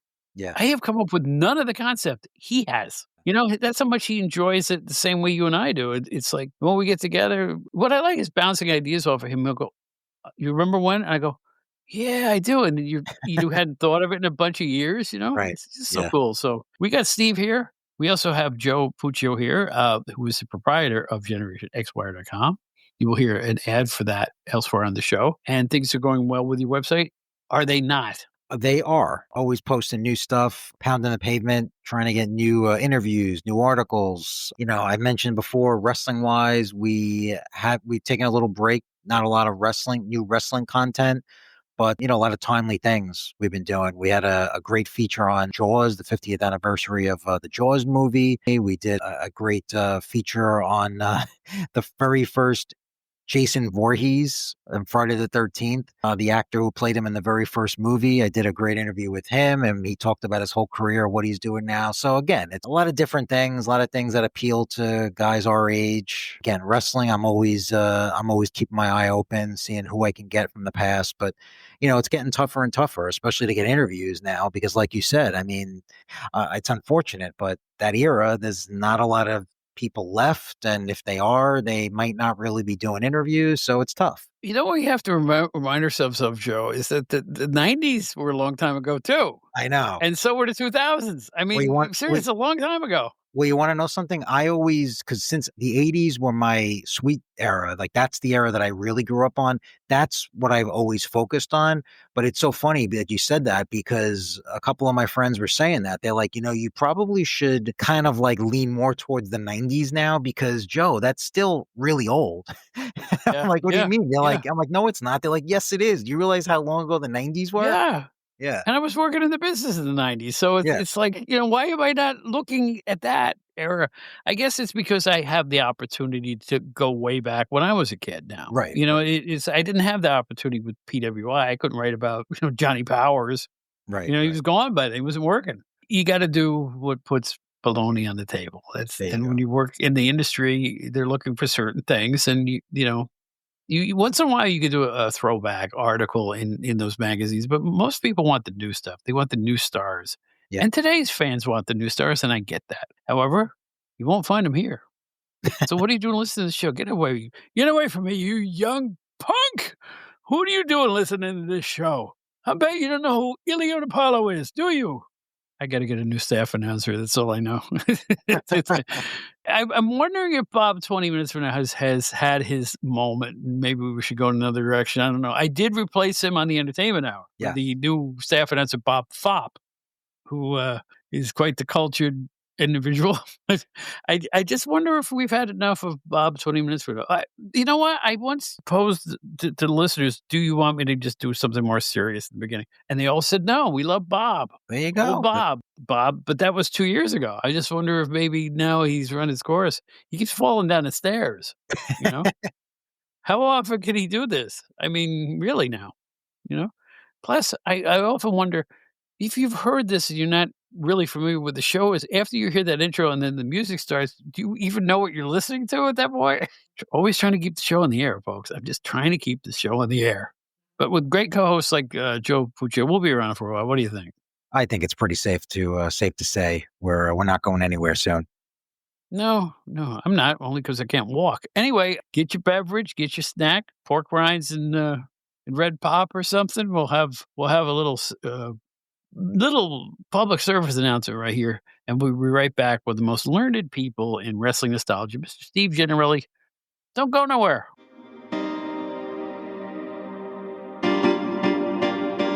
Attention, Gen Xers.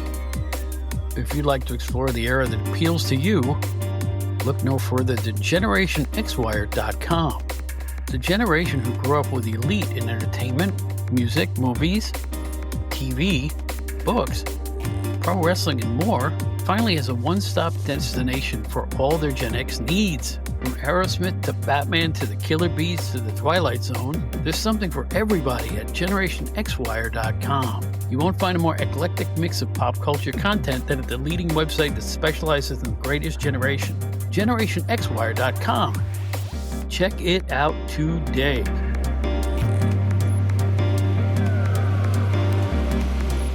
I am a very happy camper as we uh, continue on with this edition of the Outdated Wrestling Hour because one of my favorite people is here, and he's one of your favorite people too. If you listen to, Stick to wrestling. I'm old. I am old. You know something? I remember stuff from 1980, 1979, but lately I got this thing where stuff I look at all the time, I have to think about it. I'm gonna leave this in, I'm not cutting this out. Okay. This is who your humble host is. I'm gonna forget my pants one of these days. I am telling you. But anyway, no, he's from Stick to Wrestling with John McAdam on the Arcadian Vanguard Network, the premier nostalgia wrestling podcast. That's my opinion, and I'm sticking to it. It's Steve Gennarelli. How you doing, Steve? I'm well, Bob. It's great to be here with you, and so glad that we had the time to get together today to talk about some of our favorite underrated stars. Yes. Well, underrated. Okay. We were just talking before I hit the magical record button here. Underrated really doesn't describe the way I feel about my personal picks. We both picked 10 people. To me, they were stars, most of them. It's just the passage of time. Some people get remembered more than others. Decades pass. People who worked in the 70s and 80s get semi forgotten. We want to let people know who they were, seek them out on your various video gadgets, right? Right. And enjoy them because you know what? These were good wrestlers, right, Steve? Oh yeah, these are very good wrestlers, and I would say what Bob is saying is absolutely correct. The people that I'm going to be talking about for the most part were very successful, had good careers. What my giving them the moniker of being underrated has to do with how history is looking back on them now, and I'm thinking that these guys are so good in certain areas, certain aspects that they really need to be pushed forward and have their names come forward. And I know one area that I'm particularly interested in is Dave Meltzer's Wrestling Observer Hall of Fame. Some of the guys I'm going to be talking about are not in that Hall of Fame, but I think should definitely be there. So those are the types of people I want to talk about. There you go. And my list probably has less Hall of Fame types than Steve's does, but they were all stars. You'll know who I'm talking about from the word go on this. And, it's like I love looking back at the old wrestling and I love looking at old wrestling.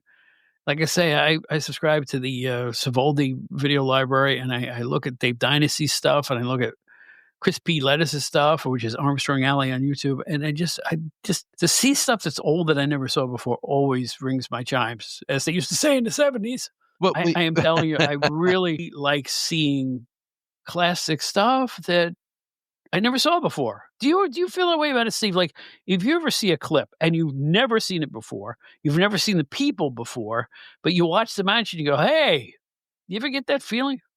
Oh, no, I do get that feeling. In fact, a lot of people are posting these rare matches that I'm just not, I've never seen him, or if I had seen him, I saw him like 30, 40 years ago. So I'm really glad that people are doing that. And I will say, just the other day, the last time you and I did an underrated show, one of the guys that you put in your top 10 was Dominic DeNucci. And Mhm. somebody posted this rare footage. I had never seen it before. This is from Dominic DeNucci's promotion in 1981, I believe, in the Pittsburgh area, and this rare footage that I saw, he's wrestling in a match, and, of all people, Bull Curry, Bull Curry, one of the all-time legends, is at Really? ringside. Yeah, he's interfering. He's like a manager type interfering in this match, and I'm gonna find the clip for you, and I'll send it to you, but it was Oh. so bizarre, so outrageous, and, Bull Curry looks like a, moneymaker in my opinion, but I'm gonna send it to you so you get to watch it, and, it's quite the eye opener. Wild Bull Curry was made for the wrestling magazines, right? He Right? was. For those of you who may not know, he had wild, black, bushy hair, and his eyebrows were almost as high as his hair was, and he looked like a wild man. He was not a big, strong-looking physique. He just looked like he was out of his mind. He did. He had the unibrow from hell and, a very small a small diminutive person, but, he just looked ferocious, and I even know that there's a match from him from one of his last go-rounds in Texas where he was huge there. He was a true legend in Texas wrestling, and he wrestled Brody, Brody of all people, the gargantuan Brody, and because Brody knew how respected he was, he kind of took it easy on Curry, but quite an unusual matchup there, Bull Curry against Wow. Bruiser Brody. I think there's another Bull Curry out there from Texas against. Pretty sure it's Johnny Valentine. Yes, there is, from 1970, I think it was. Mm-hmm. Boy, I love it when they dig up stuff like that. That just, like I say, bing. Oh yeah, yeah. Oh, Anything with that's Johnny Valentine to me is worth its weight in gold. I mean, yes. I mean Yeah. he is one of like a legend's legend. I mean, he's like he's like a Bruno Sammartino or a Babe Ruth or anybody that's an icon, a real icon of wrestling. Johnny Valentine is it. But here's another little tidbit for you. I remember seeing. I know I saw this on the NWF. I always talk about it from Cleveland. We ran in Albany. I remember seeing the fabulous Fargo brothers with Johnny Fargo, who was really Greg Valentine. Yeah, with Don Fonzie Fargo. Right, and that's going way back. Yeah. That's going way back, and I'm one of the 72, few I would people I know that imagine. actually saw that. I think it was before that. I think it was more like 71. Wow. Yeah, I remember one kid in school making fun of the fabulous Fargos. He kept walking around saying that, That's the way, Ronnie Martinez used to introduce him. "It's Don and Johnny the Fabulous Fargo," just put a little oomph in it. By the way, I'm a mark for Ron Martinez. He's so old school, man. I love the old school guys. Well, anyway, you wanna get started on our picks of underrated slash Absolutely. not really underrated, but we want people to remember them, guys? Absolutely. And picking up on what Bob just said, I do have a very important NWF wrestler on my list, by the way. Get out. So yeah, so there is something for you NWF fans. Both of us. Yes. Both of us that are still left. I hope the wonderful Paige Sutherland is listening because it's like, boy, oh boy. I did the podcast with Brian Solomon about the I National remember Wrestling that. I love Federation. that one. And it was one of the best experiences I've had since getting involved in this mess. It's like that was my jam. That was my indoctrination into wrestling. And Paige's dad worked there. And she has memories that are unbelievably vivid. I Oh, know. man. I know. I had so much fun just sitting back and listening to her talk. It's just great. I would I can't wait to get Brian Solomon's Monsoon book, obviously, but another book I would just immediately get would be if somebody wrote a history of the NWF, because it's such a complicated story. And you got Johnny Powers, you got Pedro Martinez, you got his son, you got so many characters. I would love to read that entire story from someone, some wrestling historian that really knows it inside and out. And it obviously doesn't end there because according to what I've read, the organization only lasted from 70 to 74, but by 75 or 76, the IWA started up with a Right. lot of those same people. Yes. Yep. So how do they get Eddie Einhorn, of all people, the baseball owner, how did they get him involved? It would be a great book. You're right. I It would would love be to an read it. awesome book. I would I would love love to to read read it too. about Hey, Brian. it. Calling Brian. Yeah. Yes, all he needs is more work, right? Oh, poor man. Well, anyway He needs a anyway break after this one. Yes, he does. Well, anyway, give me a wrestler. All right. Now I wish I had a drum roll to play, but here we go. Well, this guy is someone that we talk about almost all the time, but I think he deserves even more accolades for the remarkable career he had. Don Morocco is my number one underrated. And the reason I mention him of all people is he's not in Dave Meltzer's Observer Hall of Fame. And I think he has to be there because he started out in his career in the early 70s. He was I think they noticed he was like a savant wrestler. So when they were having those Ringania camps with the newcomers coming in, he was kind of like Billy Robinson's assistant. He was working out with these young guys trying to get into the business. And him and Snuka actually teamed up together in the AWA. I know probably not too many people would know that, but they teamed up when they were just kind of young up and comers, like a preliminary team in the AWA around 1972. And then as the 70s went on, Morocco was a huge star in California in the Roy Shires promotion in San Francisco, a huge star in Florida specifically, in other NWA cities. And then he got his huge break in 1980 in the WWF due to all that success in Florida. And he had a huge series with Backlund. Him and Backlund had the first 1 hour Broadway matches going back to when Monsoon and Bruno had them in like the middle 1960s. I don't think there had been any Broadway since then.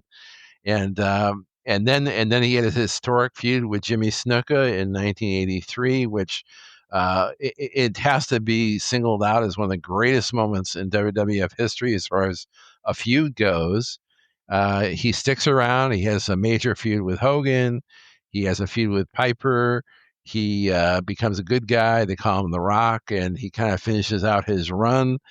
He's just stuck around wrestling a little bit longer. Was there at the very beginnings of ECW when it was Eastern Championship Wrestling, and he wrestled with his son Joe Morocco in the 90s, and then he called it quits. But I think he's got to be in the Hall of Fame for what he did with Snuka in '83, and he had to have been one of the best territory workers in the '70s, and that never gets him any credit. So he deserves credit for that. He was great as a heel Oh in yeah, the WWF into the WWF time. He really good as a heel. Remember he's eating a submarine sandwich while he was wrestling one time? yeah. Him and Albano He had this unbelievable chemistry, yeah. and him and the Wizard had a great chemistry. And the Wizard ended up being the godfather to one of Morocco's kids. That's how close they were. And I mean, another thing I didn't mention in that recap of his career was in '82 he's in Georgia, and that's where he had the infamous feud with Roddy Piper, where Morocco threatened to beat up Gordon Soley, and Piper jumped in to defend Gordon Soley, and that was a historic moment. Mhm. I have a historic moment with Don Morocco myself. I want to hear it. A couple of them. Actually, the one I remember most fondly is this, and you jog my memory. He came up to the office, I believe, right as he left the WWF at that point. You talked Summer of about, '88. the thing, summer of '88. Yeah, it had to be perfect timing. I was there. Hmm. I said, "Wow, Don Morocco's back there." And we started a conversation. I want to show you something." And I whipped out a magazine from '72 or '73 when he was just starting out. Okay. And we had this big picture of him in there. He was skinnier, he had a mustache and stuff. Yeah. And Apter's there, and he goes, "Hold on a second, I wanna take a picture."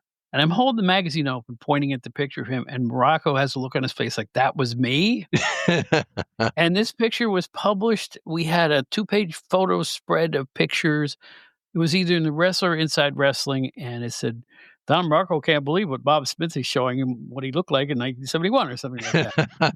So, I there's a picture of me in a wrestling magazine somewhere joshing Don Morocco over what he looked like when he was younger. Well, when he appeared for the first time in the WWF, he had the taped thumb, and he was Mhm. he was very for Morocco. He was very svelte. He was very lean, and him and the Wizard just had this great chemistry.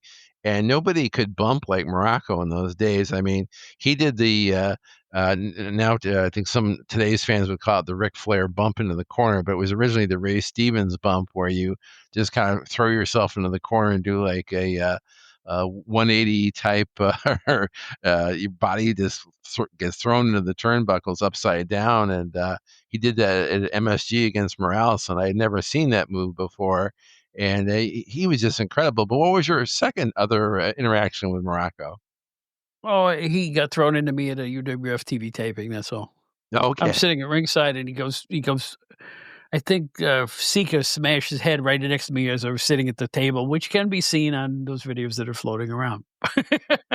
Well, That's all. But you know what? When I met him, he was a soft-spoken gentleman, I thought he was a really cool guy. I'll tell you what, if we could talk about wrestling again. Oh, those Morales Morocco matches. off the chain, off the Off chain. the charts, exactly. Really good. One of the highlights of that whole period in the WWF. I've It said was this really good before, stuff. but I'll say it again. In 1986, I went with my good friends up to Syracuse for a WWF house show, and sometimes with a house show, you don't even know what matches you're going to get. But they had a match between Morocco and Morales. I mean, this is like 4 years after their big feud, and they're more like closer to like mid carders at this point.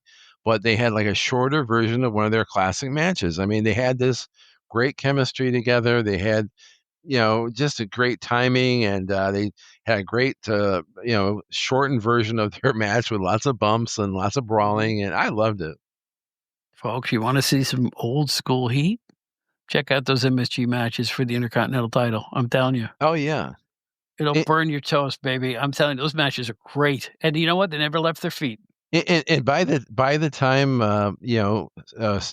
Morocco's getting ready to face Snuka, Snuka's over, like, almost in the Bruno territory over, and Morocco is just so hated. I mean, the fans Yeah. hated him, and I loved him as I love the heels better, but he had everything that you could think of. I mean, him and Albano were so kind of slimy and over the top, and they have the meatball sandwich match. They have all kinds of weird hijinks with Albano and Morocco. But I say he's got to be in the Hall of Fame because what he did was incredible. And don't forget how good he was on the stick too. I love on the stick. I don't feel like wrestling in New Jersey. Yeah, right? I gotta beat him in the Meadowlands in New Jersey. That everybody know Morocco. Just he was good. He was good. All right. Well, I've gone Nothing, on. something? Yeah. He was in his prime. He was a perfect professional wrestler. And if you ask me, like, Perfect. why isn't he in the Hall of Fame? I think the only thing that people are holding against him is his peak period was like the early '80s before the Hogan explosion and all that. And I think people are holding that against him.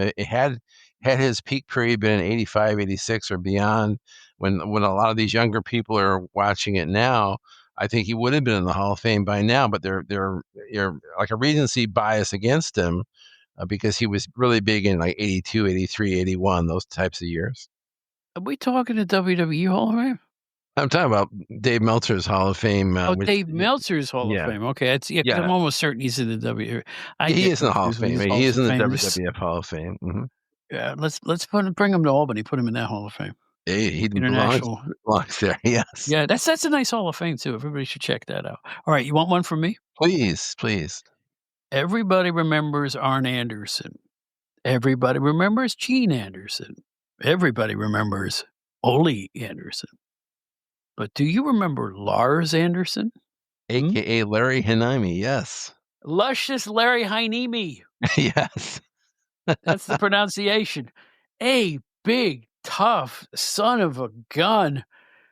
Try to find any match of him against a preliminary wrestler. Nobody looked more realistic at him drawing and quartering opponents than Lars Anderson, a big, rugged, mean looking, just great conditioning, but nasty. I mean, old school. He's going to hurt that guy nasty. Yeah, And I always enjoyed him. He was in the NWA for a while, teaming with other Andersons. I don't know where the luscious Larry Heineme came from. Perhaps that's his real name. I have no idea. But he teamed with both Ole and Gene in Georgia. Got a big push in the IWA. That was in '75 with Eddie Einhorn and Johnny sure. Powers and all those guys. Hmm. Mel Mascaras won a bunch of regional titles, and he late in his career he became a booker for Polynesian Pro Wrestling in Hawaii. Yeah, Liam With Ivia's with promotion. Liam Ivia's promotion, Hmm. yeah, and I think he kinda took it over after the fact, and the nice thing I wanna report is from what I'm reading, he's still kicking at 86, Yes, yeah, I've seen him on which is a really couple of cool. shoot interviews. We did one with George Shire recently, and he is doing quite well. And from what I saw, like I think he was on one of the Tales from the Territory shows on Vice, and he talked about how there were some almost like life threatening occasions when he was running that promotion in Hawaii. I don't know if the Hawaiian mafia got involved, or there was just lots of life and death situations there while he was running that company or trying to.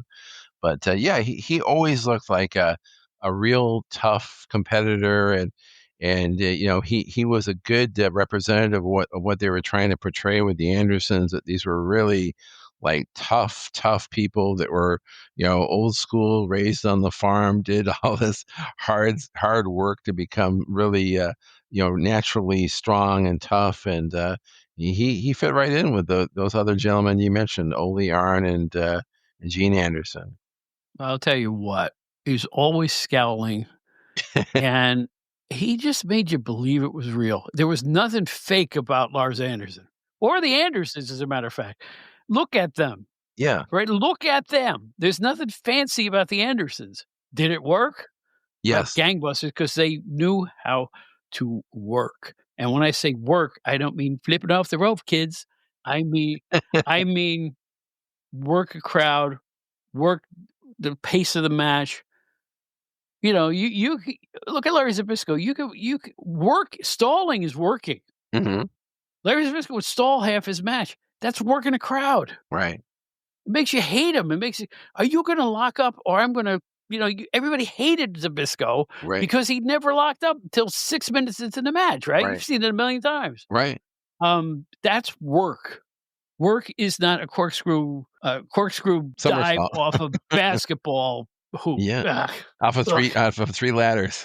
But anyway, my first guy that I want you to seek out is the wonderfully real Lars Anders.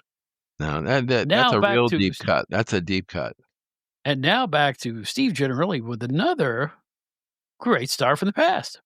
Well, when Bob and I were talking about doing this, the last time that we did it, we just kind of picked 10 wrestlers that we felt were under acknowledged.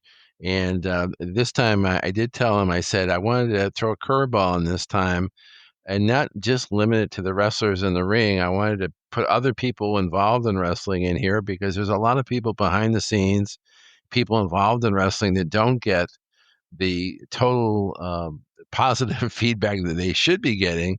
And of course, with Don Morocco, I talked about Dave Meltzer and the Hall of Fame. My number 2 selection is Dave Meltzer, and the reason why I mentioned Dave Meltzer is he. There's a lot of people that are out there today, people who have podcasts, people who are smart fans, people that follow the wrestling business.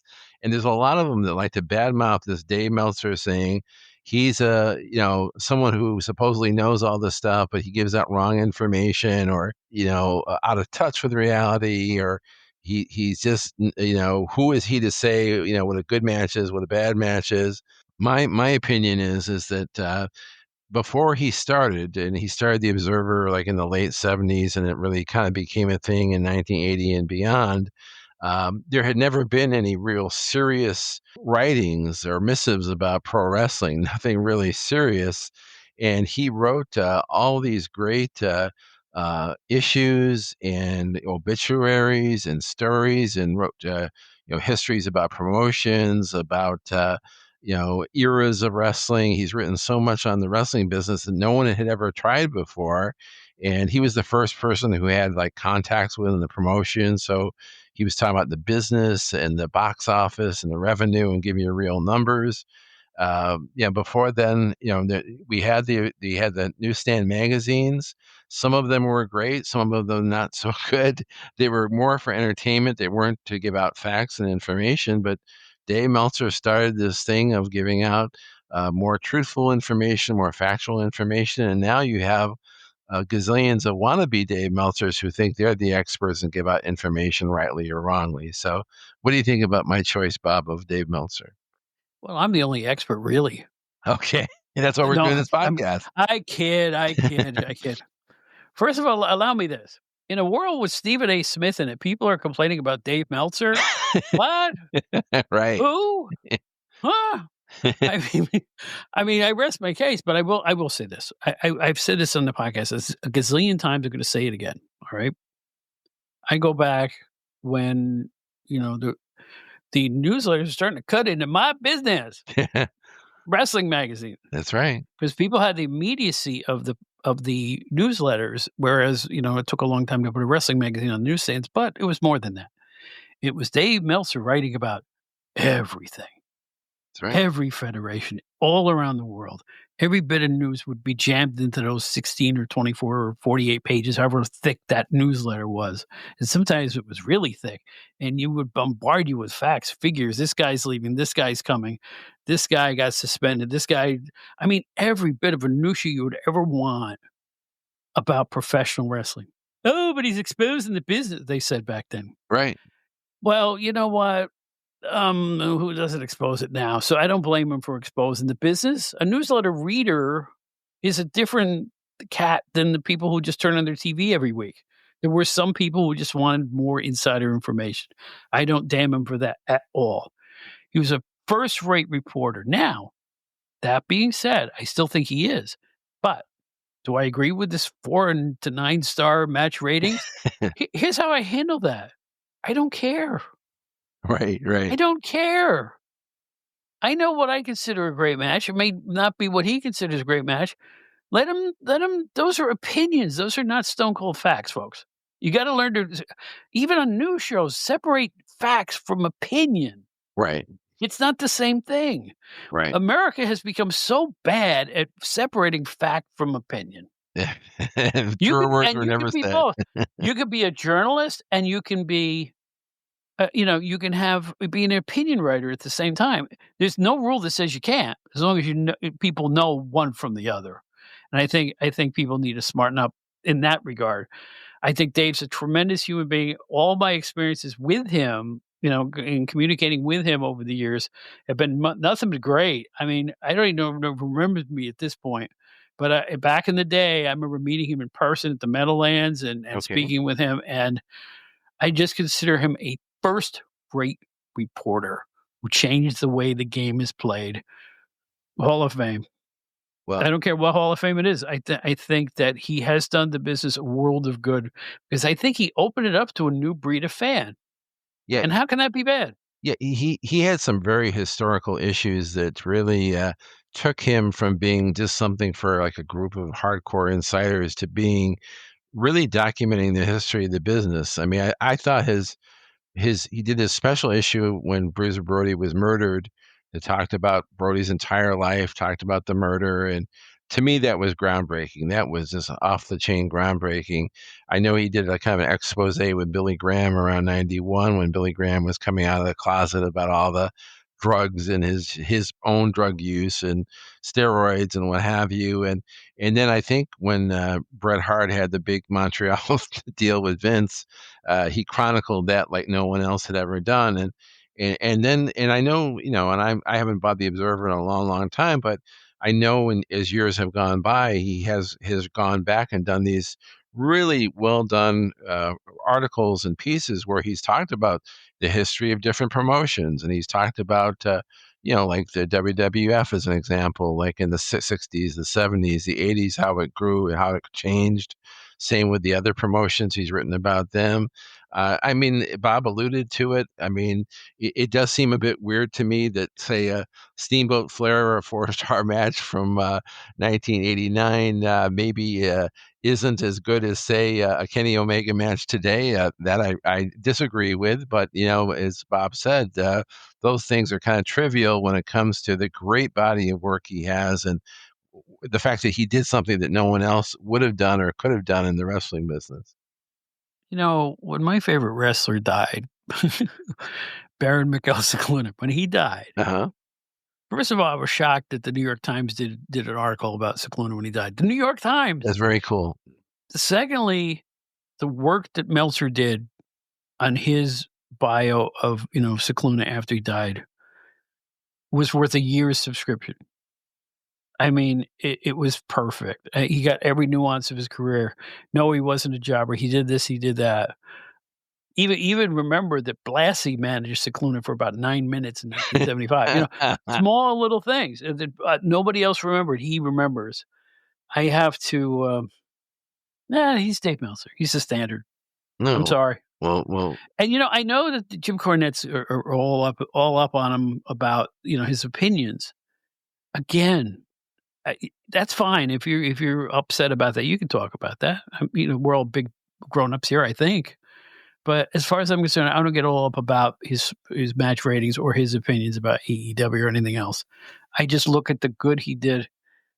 And all I know is this: we got one issue of the Wrestling Observer at the offices of PWI. Somebody would go over to the copy machine and make 15 copies of it. And every Monday, all of us during our lunches, we'd have our brown bag lunch on our desk reading the Wrestling Observer every Monday. Good memories? You bet your ass. All right. So that's all I have to say. I'll wrap this up soon because we can't talk about Dave Meltzer all night. But it was a great one of my happiest wrestling memories was going to the mailbox on a Saturday back in the '80s and looking for that Observer. And then when I saw it was there with its staple, I would get it and I would read it. From front to back, almost like it was sacred scriptures, reading the Bible, the Old Testament or New Testament, whatever. And I would read it again probably later that day and maybe again the next day.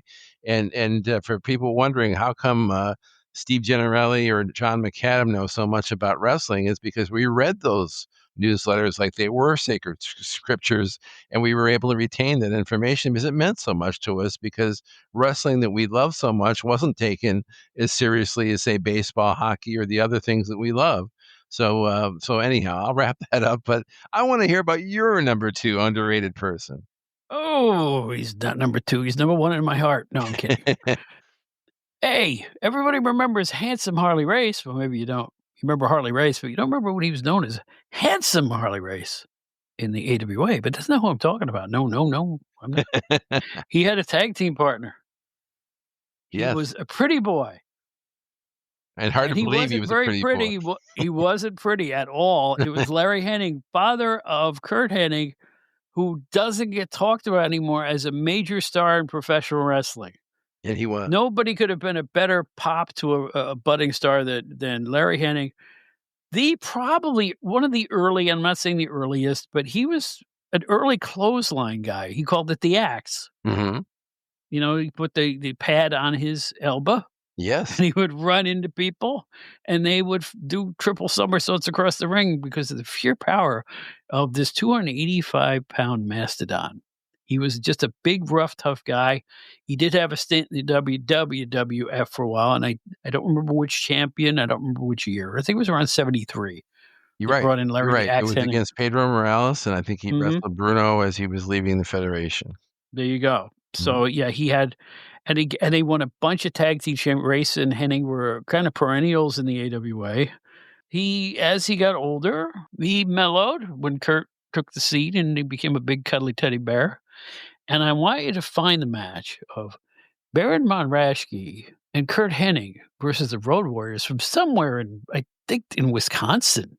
The match was taped where Kurt gets tied up in the ropes and they're bashing him, and he bleeds an absolute gusher. I mean, it's one of the big blood jobs you'll ever see on TV. And here comes Larry, my boy, we need a doctor. We need a doctor. It looks so real. And one of the fans, you could see the fans were it looked like riot time. There was real heat in that arena. It looked like a glorified high school gym, but it was something to see. And then after that, of course, they had a series of Road Warriors versus Hennings matches. I don't think the Hennings were particularly successful, but it helped perpetuate Kurt's emergence as a star in the AWA. You know, because he had to work his way up. One thing I loved about the AWA, neither Greg or Kurt didn't show up on top at all. They had to work their ways up. So another reason I like the AWA, it was realistic. But no, Larry the Axe, big, brawny brute, cool dude. Nobody remembers him. I think everybody should look into find some Larry Hennig on a television station near you. It's really amazing to think that him and Harley Race were like this dominant powerhouse tag team of the late '60s. I mean, we've heard legendary stories about the Texas Outlaws, Dusty Rhodes, and Dick Murdoch, kind of in the same time frame, but they started a little bit later. They're more like the early '70s.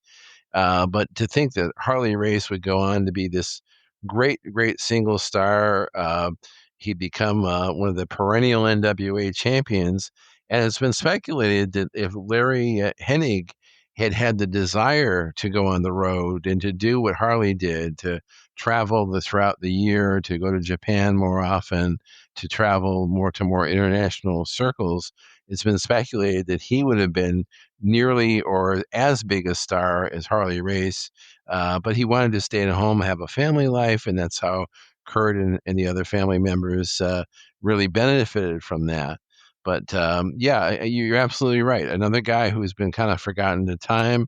I mean, the AWA, as we move farther away from it, we've forgotten a lot of their major stars, and he was definitely one of those. But here's the thing about the AWA. Everybody looks at the ESPN period of the Right. AWA and thinks that's the AWA. The AWA was hot stuff for decades. It was. Absolutely the equal of the NWA and WWF. They just happened to be in Minnesota. It was They just as big. drew. They It were was all a three were huge, equally good. huge organization. They promoted what 7 to 12 states or something like that. I mean, it was like they had TV in a bunch of different markets. Everybody looks at the AWA as the weak sister. It wasn't always. No, Trust me. So they were you thriving, so thriving you until could about stay 85 or 86. you could stay in the AWA and make a living. Look at the Vashons or Mad Dog. You didn't have to move around. And He's one of the big villains in wrestling. I rest my case. I mean, don't rewrite history. The AWA was huge. yeah, the AWA really had the best of both worlds. They didn't they didn't overwork you. You could actually stay at home. You could work maybe 4 shows a week, and they even had a very light summers, which allowed the wrestlers to be with their families during the summers. They may do like 3 shows a week because the weather was so bad there that they wanted to let the fans weren't going to come to a wrestling show in the summer. They wanted to be at their lake, they wanted to have fun or go to a baseball game, things like that. So, but for those years that Bob's talking about, 60s, 70s, and 80s, they thrived.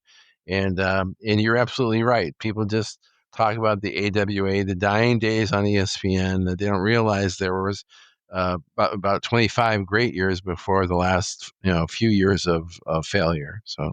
Thank you, Steve. Thank you. All right. Well, I'm due, and so far on this show, we've talked about guys who are really, really famous. I'm going to talk about a guy that's not nearly as well known, but I have a feeling you'll know who he is, Bob. This guy is my choice for number 3 is Terry Garvin Sims. And when you hear Terry Garvin, you might think of the guy who is the Terry Garvin School of Self Defense in the WWF. But this is not him. This is Terry Garvin Sims, a wrestler who worked for Global, the Ooh, GWF in Texas. I remember this guy. What an interesting pick. Yeah, yeah. This is a deep cut. This is the most out of left field thing you've ever said. Come now, explain yourself. Yeah, yeah. So he kind of looked like, imagine maybe a smaller version of Jimmy Garvin, but wearing really flamboyant clothing, like a pink boa perhaps. And he was in a tag team with Mark Gouline. His wrestling isn't what puts him on this list. He ends up being an announcer, a color man with a global promotion, and his announcing is just hilarious. He's a great color commentator. This is around 1990, 1991. He's hilarious. You can imagine like kind of a Jimmy Hart type of a color announcer. Just a hilarious announcer. And I think he even may have gotten a tryout with the WWF at one point. I know he died a few years ago, but he had a short and popular run in wrestling. And I think he should be remembered for being a real bright light in a dying or a weak promotion, which was Global Wrestling Federation. Or are we talking about the Doyle King era of Global when he was doing commentary? Who was doing play by play then? Do you remember? I never saw this. Um, I'm sure you'll go back and revisit it. I don't know who the play-by-play guy was, just off the top of my head. I can't remember. Maybe it was Johnson, the guy, Yeah, the yeah. one the one fellow I think ended up Craig being with Johnson, WC. Yeah, the one fellow I think ended up in WCW Scott in the Hudson. Scott Hudson. Yeah, I think he was on there. But this guy was really over the top, and I really liked him. He was really funny. But that's all I wanted to say about Terry Garvin Sims. But I say look him up on YouTube, because I know he's out there. What a unique pick. Really, honestly, that's out of the blue. Yeah. Nice job. I like that kind of stuff. All right. I'm sitting here scratching my head, which is good because it means I'm thinking. And when you get to be my age, you don't think all that much. All right. Here's a guy who had his own dark side of the ring. I know they focused on his personal life. I ain't talking about that. I'm talking about the emergence of a guy standing next to Arn Anderson or Brad Armstrong or Buzz Sawyer. He looked right at home. Matt Borne was a good wrestler. I like Matt Bourne as a I wrestler. I d I don't want I know about Doink the Clown, I know about WCW's terrible Big Josh and all that silliness. Yeah. In the ring, he was an all-action guy, Mhm. world class. Portland, he's a big star in Portland, Yeah. because he had the lineage there. Mid-Atlantic tag champs with Buzz Sawyer in the '80s, worked every federation other than WWE that I can think of. Well, he Uh, even wrestled there. He wrestled Steamboat the first WrestleMania, and, he was just a prelimer, but he worked the first WrestleMania. is that right? I Yep. don't even remember this. Sure. Well, God, I gotta take that stuff, Prevagen or whatever it is. What's Believe the me, stuff that I'm makes you ready to take smart? it myself. Yeah, but I remember he was the son of Tough Tony Bourne, who was Yes. probably shorter than Matt was. Matt was a big drink of water. I remember some great matches that we used to get from Portland. Um, he's a good wrestler, that's all I wanted to say. Yeah, yeah, And he was. you look at the personal foibles, and I will make no comment on those. The show says it all.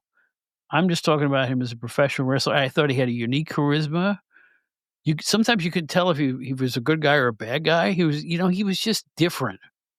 And, he had the psychology in the Yes. ring, Yes. and no matter what he was doing, he knew how to make fans react naturally, and I think that's a rare skill, and I give him his props, and that's all I wanna say about Matt Bourne. I definitely would put him on a list like this. I've always been impressed by his ability. Apparently, in real life, he was very, very tough. I know him and Jim Duggan actually is this really, really rare footage out there. Apparently, they were working just some show in front of like 200 people, and was fairly recently. This was probably a couple of years before he passed away. They're wrestling in this kind of just a regular house show type show, and they're actually Matt wanted to shoot on Duggan, and these guys are in their 50s, and Matt Bourne had certain issues that we won't have to talk about, but he was just tough as nails. I mean, he was as tough as they would come. He would back down from no one, and his wrestling ability was a lot better. Had he been able to be managed better or controlled better, I think he would have had a much better career. But wrestling is tough, and trying to work that national schedule of the WWF or even WCW has got to be really tough when they have you flying every which way most of the week. I mean, how can you put on good matches? How can you have a good normal home life? It's impossible. Tough life, particularly back then, you know? Absolutely, Harder absolutely. then, I think, harder then. I mean, it's harder for rookies now, like kids in the indies, because they really have no place to go until somebody says, "Hey, I'd like to talk to you." But Right. because, there's no territory behind most indies, it's one arena and that's it. That's how wrestling's changed. It's harder to break through, but the ones that do, really got the gold star, but back then, yeah, I mean, you could go from place to place to place to place and be a star in a lot of them, and he was.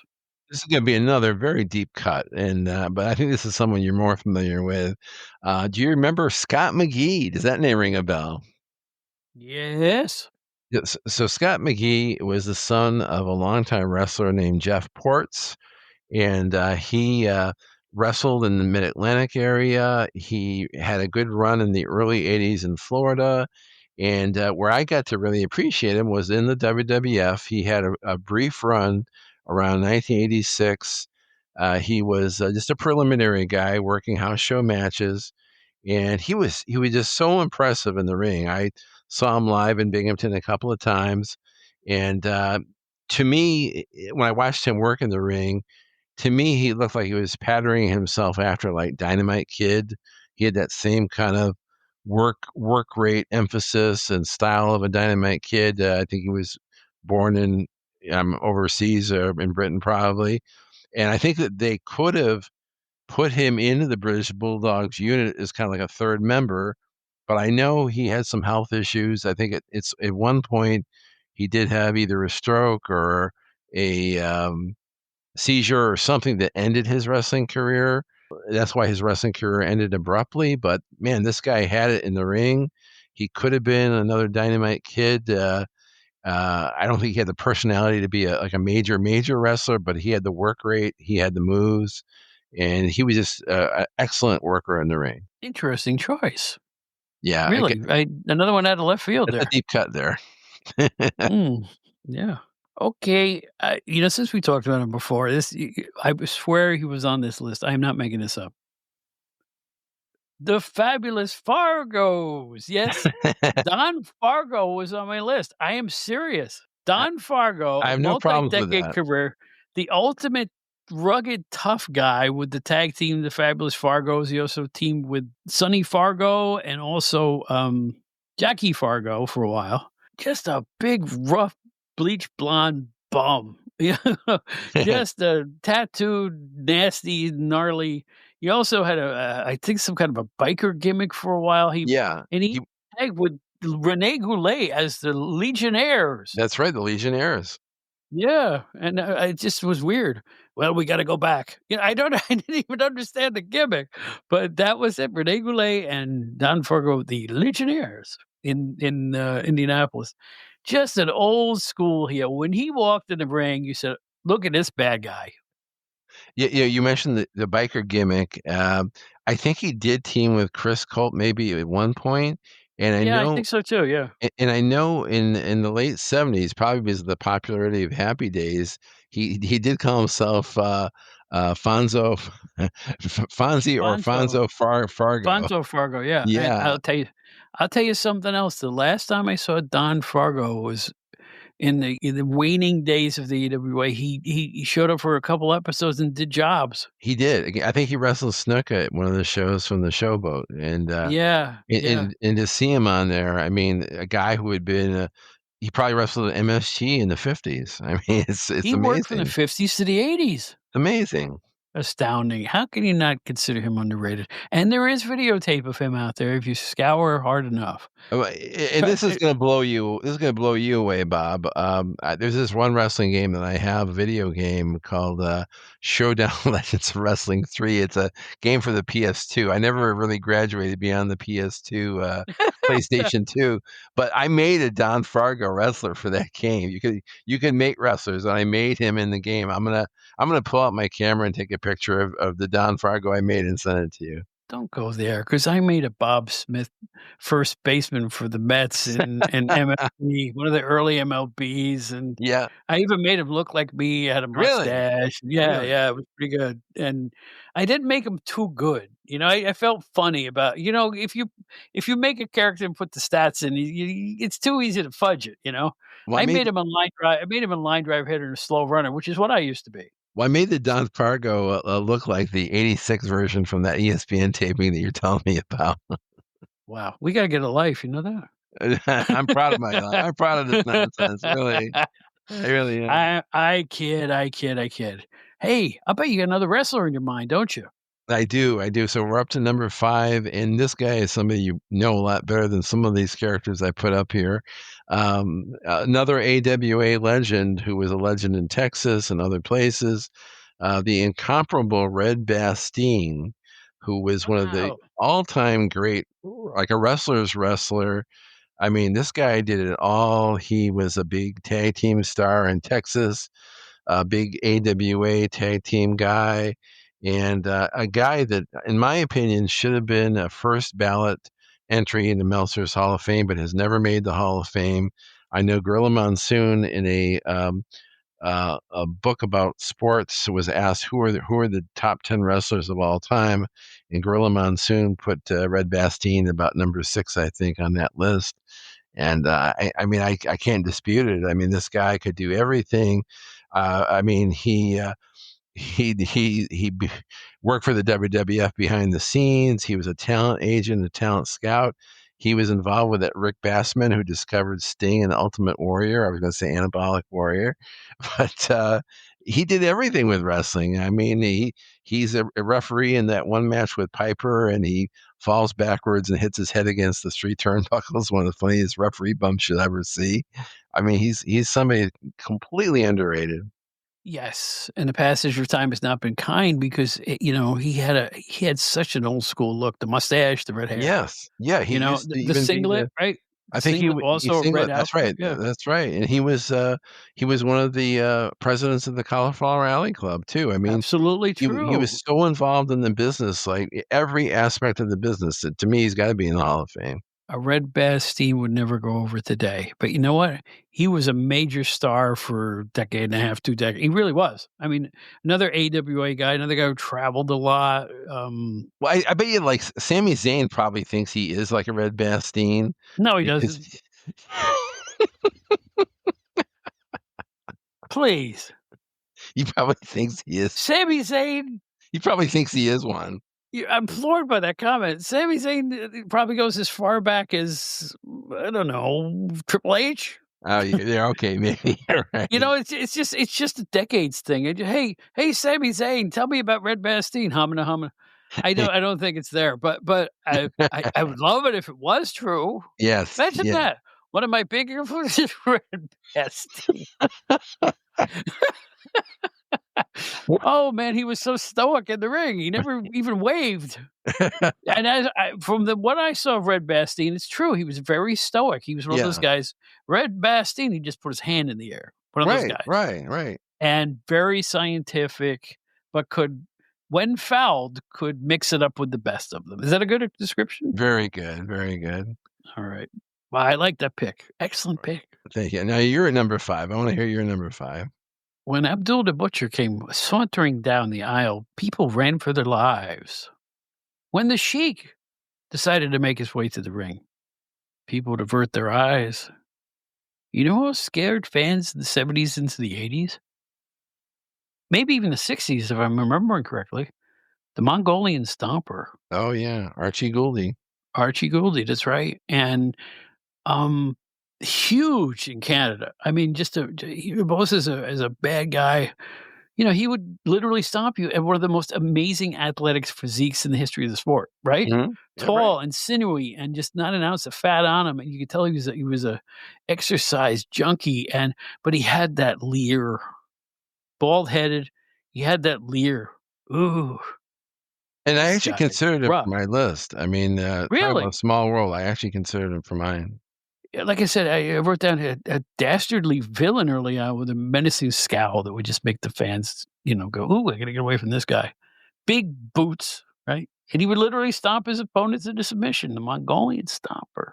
Oh But yeah. in the end, I remember in his later years watching some tapes from Canada, and he had turned, good guy, and somebody had fouled his son. I believe his son got involved in wrestling. Yes. And it was one of those situations where I'm going to avenge this wrong that's been done. And he was a really good, stern, good guy. Yes. Now, Yeah. no nonsense type. Kind of like, Lars Anderson, the type of guy that made you believe it. Oh, Those are the absolutely. ones I really like. The kind of guy he just was different. Johnny Valentine's another one. You know what I mean? They made you believe this stuff was real. Perfect suspension of disbelief. Work a crowd. Give me the Mongolian Stomper, man. A great, great legendary talent. Yeah, it was Bad News Allen or Bad News Brown. Alan Coolidge was the one that did the thing to his son, and I think that the announcer Ed Whalen practically had a meltdown over it. Practically quit the promotion over it, but that became a huge angle in Calgary, and yeah, I mean Archie Gouldie has such longevity. He was even a star for Cornette when Cornette was doing the Smoky Mountain thing in the early '90s. Are you I mean, serious? that's how long he lasted. Yeah, it's amazing. He had Mongolian Stomper? How am I He forgetting did. this? He did. Wow. I I gotta mean, get that some tape. I'm gonna watch it myself. I'm gonna go on YouTube and look for Archie Gouldie. See, I mentioned Mongolian and you wanna watch him, right? Of course He I was do. that good. Of He was course I that do. good. And Excellent. one of your favorites, Dr. Jerry Graham Jr. managed him in Pensacola or in what was Continental or one of those promotions for the Fullers. Right. Interesting. Oh, the esoteric never ends here. This Oh, is I great. love it. I love it. It's great talking to you, Bob. I never get bored with it. Now here's another name, but this name's a little bit a little bit more recent and well known. I think a guy that really never got the credit he deserved, and I think he was just recently honored by the WWF. He got put in there that other like legends category, not the Hall of Fame, but the other Wall of Fame or whatever. Kamala, Kamala, I thought was a great star. He had a very unique move set, which always impressed me. He's a very big guy, but extremely agile for a large man. And he moved around really well, and I liked his big overhead chops that he would use, and I loved he could leapfrog. And he had some great matches with Hogan. He had a couple of good matches with Andre, and he was a guy that I think could have been used a lot better. I think he should have had a career longer like the Sheik or Abdullah. He didn't really have a long career like they did, but I think he deserved a chance, and I wish he had made more money off of wrestling, because I think when he passed away, he was practically destitute, had bad diabetes, and had very little money. And it's a shame, since he was such a big box office guy during his peak periods. Such is the story of a lot of the older wrestlers when, when the well dries up after the career is over, a lot of them don't have anything to go, you can't just go and, be a psychologist afterwards or something. If you've devoted yourself to athletics in any field, even if let's say you're a minor league baseball player, never made it, you play 5 or 6 years in the minors, and then you have to go out into the real world, it's tough. And Right. I think that most athletes, or not must, but many will struggle in that regard. And I was sorry to hear about his struggles. From what I understand, he's a sweetheart of a guy. Yeah, that's what I Um, heard too. Bill Apter was a big friend of his, and I just, yeah, I'll go with that one. Sure, I mean, sure. definitely I believe the underappreciated. gimmick was invented by Jerry Lawler, though. It was, yeah. He drew these pictures because he was an artist, Lawler. He drew these African type pictures, and he had a vision of what the character would be. And then he found the right guy. I think he had been James Harris. I think he had been just a jobber Sugar for Bear, right? them, and a Sugar Bear, and then they just turned him into Kamala, and that was great. So tasteless. But it was what it was. It is of its era. And you're right, he was way more athletic than you think he could be. Oh yeah, Remember guys yeah. running underneath him and he would jump straight in the air with his legs spread, I loved it. he'd be over the guys? I loved it, and yeah. And so speaking of that, I wasn't aware of this, but just a brief aside on somebody completely different. Apparently, Monsoon in his youth could do that. He could just, like, almost just standing still, just do a standing leapfrog, and the guy could run under him. I mean, you don't think of him as being super agile, but apparently he was too. Yes, he was. And we'll learn more about that later this year. I can't wait. Yes. Okay, is it my turn? Yes, sir. Number 6 for you. I'm gonna go with well, especially early in his career. At the end of his career, I think he kinda stayed loyal to the AWA for whatever reason, but you know what? I was around for young Crusher Blackwell, Yes. 75 in the WWF, right? Yes. WWF, Yes. and the guy would show up. He was only like 5'9" legit, but he was also legit about 450 pounds, Hmm. and he could drop kick, and he could, like, get up on the second rope and fall on people. Yeah. After seeing this guy on TV, a bunch of us went to our local, armory just to see Crusher Blackwell, just to see him throw a drop kick, which of course he didn't do in the match. Of course he didn't do it. Hmm. But we thought he was such a remarkable athlete for a guy that size. If you look at some early Crusher Blackwell tape from, I think there's some on Peacock, the guy was amazing. Absolutely amazing for a man built like that, who could, with speed and agility. And he looked like Balloon Boy what were they? What was the comic book with Balloon Boy in it? Oh, I don't remember, the New Titans or something. But anyway, Crusher Blackwell, and he got popular late in his career after he was part of that villainous tag team with Ken Patera, managed Right. by Sheik Adnan The El-Kaisi and Chiefs. EWA. And when he turned on them, he became an instant fan favorite again and was beloved the whole rest of the time he was there. There is also a very good match of him against Stan Hansen, who was champion at the time, from an outdoor arena in that vintage which is well worth checking out. Crusher Blackwell, he was a star, man, and, nobody talks about him now because you know what? Well, you know what? He's probably the big Bronson Reed of his day. What do you think? I think, yeah, I actually a wrestler from the day that I would compare, him to in just, just there's something about him that reminds me of Crusher Blackwell's Kevin Owens. I don't know what it is, but, What? yeah, yeah, yeah, I mean, Kevin Wait, Owens. wait, wait, wait, wait, Yes, Kevin Owens, yes, no, yes, no, no, yes. no, no. Kevin Owens looked like he ate one too many hot dogs. I mean, Crusher Blackwell looked like a building. No, but I'm just saying that Kevin Owens was somebody that started out as a heel, but over time, people kinda warmed up to him, and I think Jerry Blackwell was the same thing. Just, you know, like you say, the original Jerry Blackwell in the mid-70s, WWF and other places, he was just this hated heel for whatever reason, that's the way they portrayed him. But I remember that feud in the AWA where he went from being this, like, long-suffering heel to being, like, a good guy that the fans had so much respect for and they could relate to him and got behind him.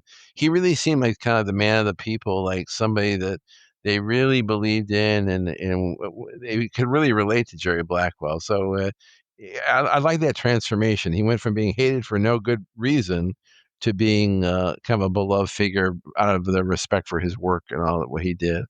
Very good. Give me another one. All right, now this one's gonna be right up your alley. This is number 7. This is going back to the glory days of the NWF and the World Wide Wrestling Federation. Not Bruno's most frequent opponent, as Brian Solomon has pointed out. That was Gorilla Monsoon, but his second most frequent opponent was Waldo Von Erich, who was a huge star in the NWF promotion and the World Wide Wrestling Federation. He Mhm. wrestled Bruno 3 times in 1964, and that made such an impact, he came back in 1975, had 2 more matches at MSG with Bruno. The first one was like a 55-minute match. The second one was a 4-minute match that we've seen a gazillion times. But, he was just a raw bone, tough as nails machine in that ring, kinda like an Ivan Koloff, just a machine that would come at you and would never stop, and you believed he was a Nazi, that he was a German, badass, and he made you believe. There was nothing phony about this guy. Okay, I remember from the NWF before he came to the WWE, Mhm. whatever it is, Sure. and I remember Jack Reynolds. Oh, he's kicking him with those big German boots. Jack Reynolds would always have an ethnicity for boots. Oh, he's Koloff's kicking with those big Russian boots, right? Every time he would, it made no sense. I loved it though. I love Jack Reynolds. Anyway, Yeah, but anyway, no, he was a rough tough, and he was the lead heel there for a good period of time in the NWF. Against Johnny Powers, right. against Dominic Tanucci, against whoever was on top of that place, Chief Whiteout, whoever was on top. And yeah, he was really believable. You thought he was from Germany. Very You really sinister. did. Mhm. Yeah, he was really good at that role.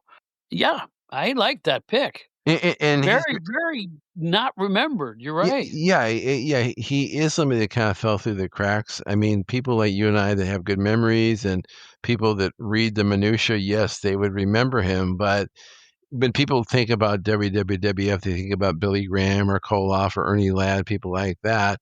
He's kinda like one of those forgotten guys, but like I said, other than Monsoon, he was Bruno's most frequent opponent, and he definitely deserves to be remembered for a great body of work. Great pick. Thank you. Excellent pick. Now this next guy was a genius. I mean, he was a real genius. I'm gonna put Lenny Poffo on my list. That's a good choice too. I've always liked him.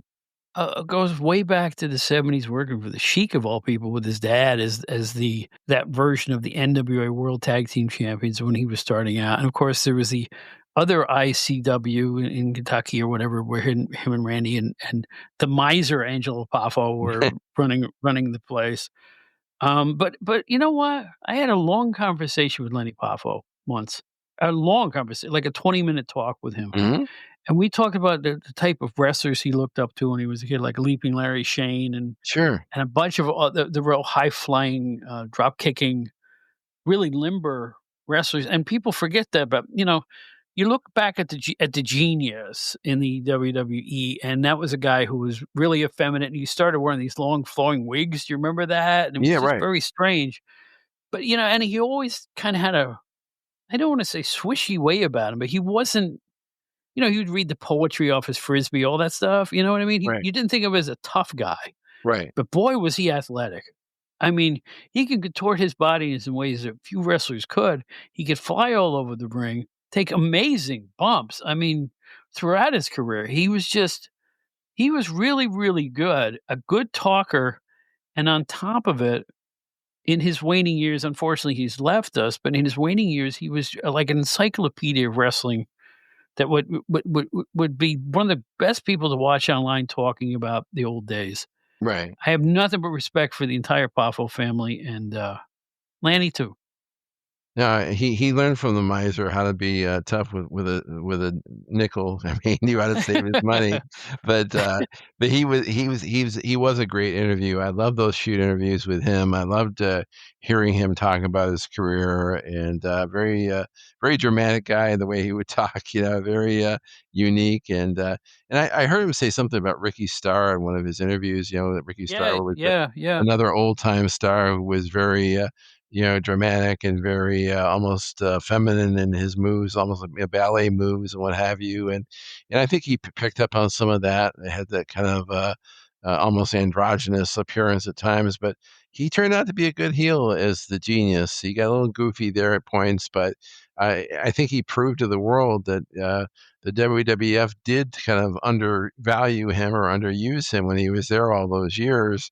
It just gave him that brief run at the end where, he was the genius and he did a great job with it. He could have done a lot more, but I like that choice because he's somebody I've always liked. Boy, Ricky Starr could have made this list too. Nobody There remembers you Ricky Starr. go. Ricky Starr was hugely influential. He a big, A big lot of name at guys the time. copied his shtick. Yes. A lot of guys copied it wasn't effeminate. I hate to say it was just like a ballet dancer in the ring. Right, He right. would get out of holds by you're twisting his body in odd ways, and poof, he's out, and then he would lightly almost like Bugs Bunny, would, like, tiptoe across the ring and then kick you. Right, Yeah. right. Remember the Bugs Bunny cartoon where he's taking on the wrestler? Oh, it's a great one. But you know what I'm saying? It's like, ultra athletic guy, Lenny Poffo. And a nice cat. I enjoyed meeting him and discussing things with him. Yeah, he And is now it's your he's truly missed, and yes, so my number 8, yes. I'm gonna Mhm. go again with somebody you're very, very familiar with. I guess I'll go as far as calling him the last great AWA champion because, the business was still thriving when he was there. It wasn't a long run, but I'm talking about Rick Martel. Rick Martel has some great WWF runs, mainly as a tag team wrestler, and then had to run as the model, which I didn't care for as much, but he was an AWA champion.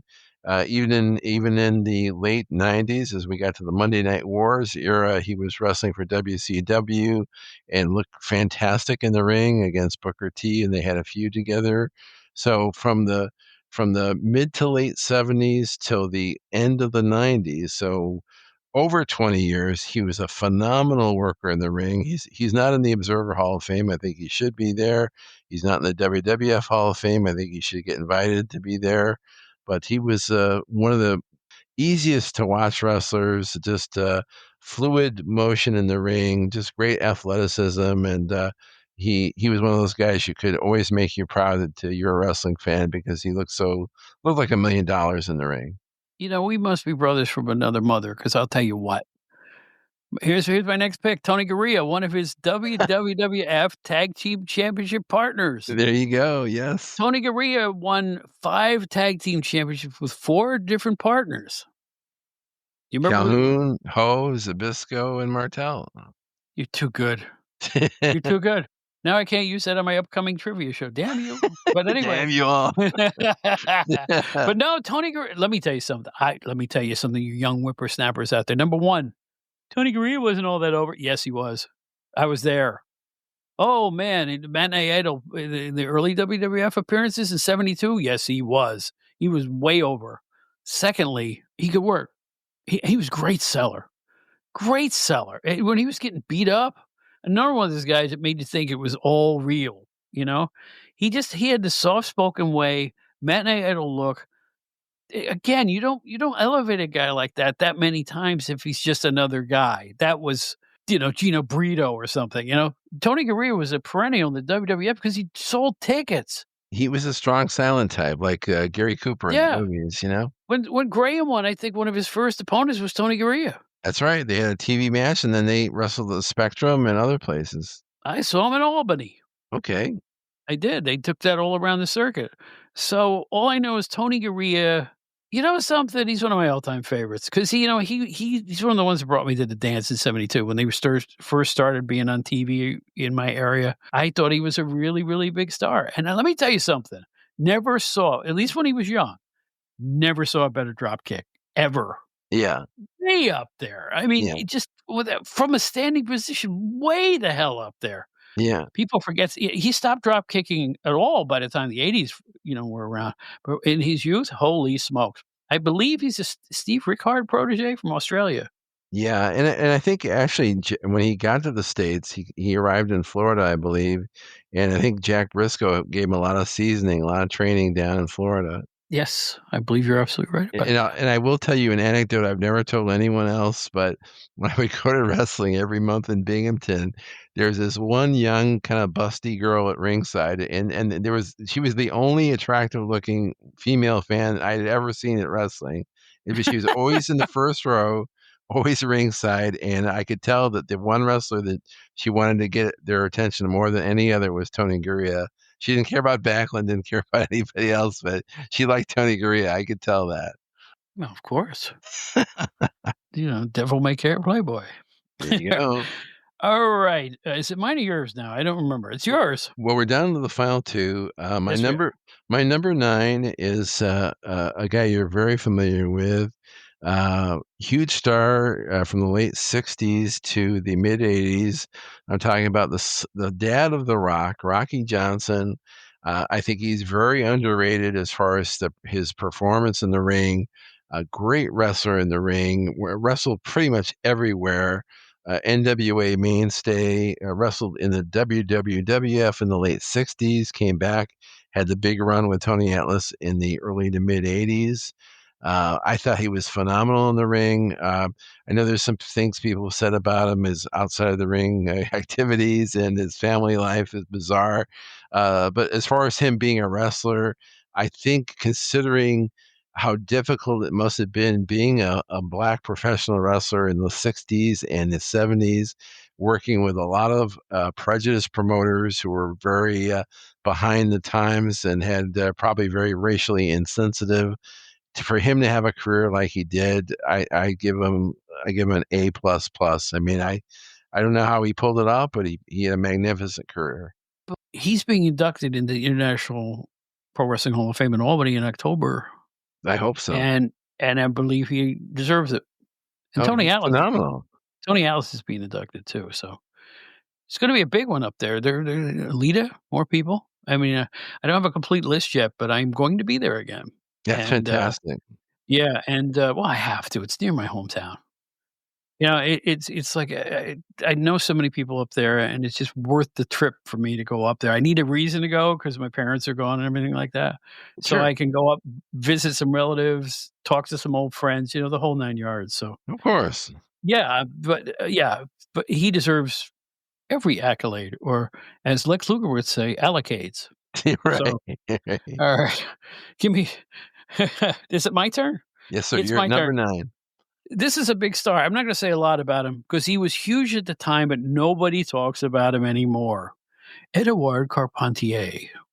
When we did this last time, he was on my list, so I'm glad you Alright, mentioned so him you know again. what? My memory's not that good. That's okay. I'm gonna rubber stamp your pick. I just think that, he was huge in Canada. He came down here and headlined everywhere around the East Coast and in most federations around the world. Nobody was a bigger star than him. Nobody. And he was one of those big guy, but totally scientific. And if you look close enough online somewhere, you can see him wrestling a guy named Mike Valentino from Buffalo. Bjorn Bill Sinclair. Mazer. Bill Mazer is your Announcer. commentator, Mhm. and as Steve just let the cat out of the bag, it's Baron Cicluna in his young years. Wow. Well, and it's worth seeking out. well, I will give you another thing I've early mentioned is that one of my proudest moments of being a wrestling fan was 1986. I went to my first WWF TV taping where I got to see in person for the very first time Vince McMahon, Bruno Sammartino. Very, very proud to be in the same building with Bruno Sammartino. And Edouard Carpentier was there as a French-speaking announcer. And when I saw him there, from a distance at this taping doing the French commentary, I was just so proud to be in the building with him because I know all he accomplished. I mean, he was kind of like a Bruno Sammartino of Canada. He wrestled here. He was big in the WWF in the late 60s, teamed with Bruno. Went to LA, was big in LA, wrestled everywhere. So just to be in the same building with him, I was honored. So I remember him fondly. All right, you got one last one, right? I got one last one, and this one is very important for me, very special to me. Other than Morocco, another guy that's not in that Observer Hall of Fame that I really feel is a huge oversight. We've heard about the three wise men of the North, Albano, Blasi. They're both in the Hall of Fame for their various contributions, but uh, completely missing and definitely belongs in the Hall of Fame is the Grand Wizard, also known as Abdullah Farouk, the Sheik's manager. He had this great run with the Sheik in the 60s and 70s, went to New York, was a huge manager in New York until his death in 83, manager of superstar Billy Graham, among others.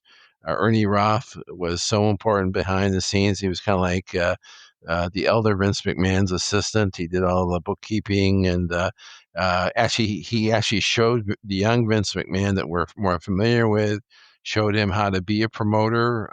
Ernie had promoted in Boston for the WWF in the early 70s. And when young Vince got Cape Cod, the elder McMahon sent Ernie to show him the ropes, how to promote matches, how to book buildings, every aspect of promoting, and so everything he did, all of his great contributions in front of the cameras and behind the cameras.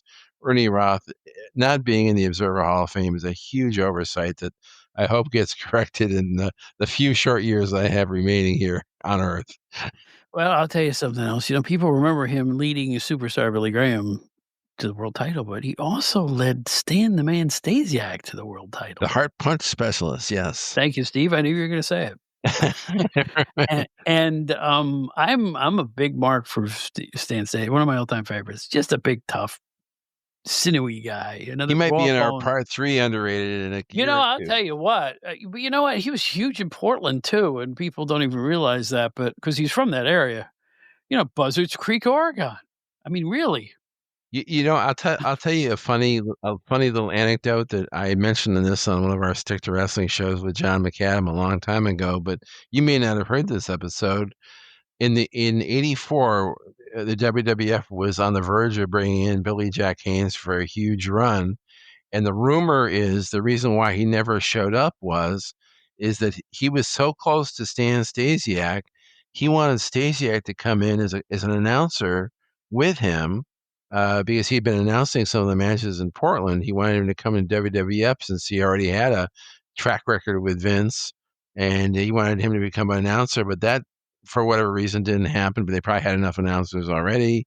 But Billy Jack never showed up, so that was important to Billy Jack, I guess. Yeah, I think I remember that story too. So, Interesting all right, story. it is. Now, here's my last one. I'm ready. I always talk about Randy Colley, about how he's got swallowed up by his gimmicks, the, the, Right. the Moon Dog and Dead Eye Dick, and down the list it goes. Demolition, yeah. Yeah. Charles Wright was Papa Shango, Yes. Kama Mustafa, Yes. and the Godfather, or the Good Father, depending on how you look at it. Right.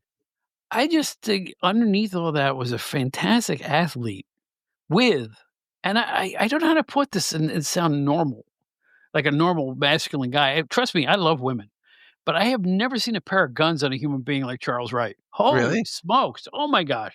Big guns. I saw him last October at the International Pro Wrestling Hall of Fame in Albany, like we were talking about before. And he's, he's kind of dressed like the Godfather with a sleeveless shirt on. Right. Holy smokes, man. I mean, wow. I mean, I never say this. And I'm like, just a phenomenal put together guy, big, strong. I remember him also as the Soul Taker in Memphis. No, Yeah. excuse me, USWA. No, that's right. Hmm. The USWA when they were both in Memphis and in Texas. Right. Good cat. Everybody loves the guy. And I'll tell you what, I just kind of wished he had like a more normal visage in the ring and he wasn't buried by his gimmicks. I actually liked him Because he was better a as Kama Mustafa, yeah, he was actually. and that's when they presented him as a real athlete. Yeah, Because he he looked was. like one, yes. He's an unbelievable physical specimen. He's in my top 10 of guys that made my jaws drop. Yeah, I met Sid Vicious. Sid right. Vicious would just you feel like an infant next to him. I mean, just he was like he was like a Jack Kirby figure come to Yeah, life. That was Sid right. Vicious, right? Mhm. So sometimes you're only human. You're in awe of the physical attributes of some people. Bunch of Playboy playmates too, but you know how that works. But I know but you mean. in all seriousness, Charles Wright was a good athlete, good cat. But everybody remembers the Ho Train. They don't remember him in the ring at all. But I Yeah. put it to you that he's a far more superior athlete than he was allowed to show. Yeah, I agree 100%. I mean, like, I liked him as Kama. I thought that, you know, he looked like an athlete, he was portraying an athlete, he looked, he was accomplishing what they wanted him to do, and I thought that I mean, I know they were trying to pop ratings. I know they wanted to find a way to bring hot-looking girls onto the show to get more people to watch, but that part to me was so cheesy and so low rent. That was almost like turn the channel kind of stuff. Yeah, but that was the Attitude Era, right? It I was, it mean, was. they were. I'm too highbrow for all that, you know? You are too highbrow for all this stuff. I don't even know why you're talking to me, to be honest with you. I mean, a man with your credentials in terms of the fine arts. I understand you just listened to a concert by the Guess Who I recently. loved it. I loved it. Was it good? I sent him a video of the Running Back Through Canada DVD from the early 2000s when the reunited Guess Who got together, just to prove they were a quality live act and as good as anybody on the road. Do you agree? Well, I not only do I agree, but as I told Bob, my lovely wife was in the kitchen singing, and to hear her sing, it made me so happy. It was just a great moment. So it was just a happy to play the. I just love anything music related, and I told Bob that, when I retire someday, if that day ever comes, hopefully someday, I would just love to just play old records, old music all day long from the '60s, '70s, maybe a little '80s, but maybe mainly '60s and '70s. I would play it all day long and just be a happy camper. I have a bunch of records. I don't even have a turntable anymore. I don't have Dying to any get a turn records, but I would but play them on Pandora probably, yeah, honestly. but here's the thing. Yeah. This is what goof I am, man. I don't wanna disturb my pets. I No, think it's but gonna scare the no. cat and the dog, so I don't put them on. So Well, I haven't no, listen, I've invested in some very high quality earbuds, yeah, right? right. That's almost as good. I mean, I prefer hearing, full stereo sound and whatnot, but Sure. they're doing remarkable things with small items these days, and for $50, you get a pair of earbuds that sound better than anything you've ever heard in your life. I mean, it's incredible. So Right. JBL, there's another, Anchor makes some amazing buds. What are we talking about? Well, we're we're almost at the end of our review of wrestlers, and it was a lot of fun. Yes, I wanna thank you once again for coming on, the one of the stars of the, Stick to Wrestling with John McAdam podcast on the Arcadian Vanguard Network, the preeminent that's a good word for it, wrestling nostalgia podcast. It's been around longer than any other one I can think of. And, tell me how it's going, tell me where you can find it. Tell the good people out there all about it if you'd be so kind. Well, John and I just recorded a new show today. I mean, the new ones are come out every Friday at some point during the day, and it's the earliest they come out usually 1 p.m. or even later in the day, but they're out, and you can listen to them at any time on the Arcadian Vanguard Network. But just do a search for "Stick to Wrestling" with John McAdam. But it's always a pleasure being back here at the Outdated Wrestling Hour, and I love being on the Outdated Entertainment Hour also, these great Bob Smith productions. And it's just great to be with you and hang out and talk about our favorite sport. Well, I think for the timing of this, you're gonna have a double dip. You folks can listen to the Outdate and hear Steve again on our show about game shows on television, the history of game shows, which you can find right now on the Outdated Entertainment Hour by the time the show comes out. So check that one out. If you're a fan of Bill Cullen like I am, If you you're like not Peggy, yes, you won't be disappointed. you're not gonna yeah, Bill Cullen, Wink Martindale. I mean, come on now. Gene Rayburn, Kenny Peter Carlisle, Marshall. there are tons of them. You're a trivia guy. Who was Peter Marshall's son? Pete Lecoq, And what former did he do? Kansas City Royals first baseman. Yes, and also a Cub. Okay, all right. So I got one in there. Yeah, you go. And we're trivia buffs. Anyway, it's Steve Gennarelli, a marvelous human being and just a great podcast guest and a great podcaster himself. Thank you for being here. It never gets old, man. It never gets old. And I still want you to know, you and Mr. McAdam, that the two shows I did, where we did the 70s and 80s top 100s, remain the highest number of downloads I've ever received as a podcaster, ever. It makes me feel proud. And the one that we did with Brian Solomon about Star Trek, we did really well too, I heard. So Did I'm very happy about well. that. Did really good. I mean, I kind of put the show on the map for a lot of people who hadn't listened before that. That's cool. And, the reason I started the entertainment hour, I have people that I know saying, we'd love to listen to you, but I'm not into Baron Mikhail Cicluna. And I'm like, well, let me start another podcast. So I did. But no, I have esoteric taste in entertainment. And Steve and our guests like Adam Baratow and Brian Arsalan's been on a few times. We will hit stuff that's kind of offbeat, and that's why the show is doing so well, I think. And I thank you for your contributions there as well. Oh, it's great to be on these shows. I love them, and great for your friendship. We always enjoy talking with each other, and I look forward to talking to you again. We have to get together in the flesh, baby. Like I said, I recently met Brian Arsalan in person for the first time. You're next on my list if we can make that happen. So we'll work on that. We'll work on that. In the meantime, we're old. We got to take a nap. See you later, Steve. See you later, Bob.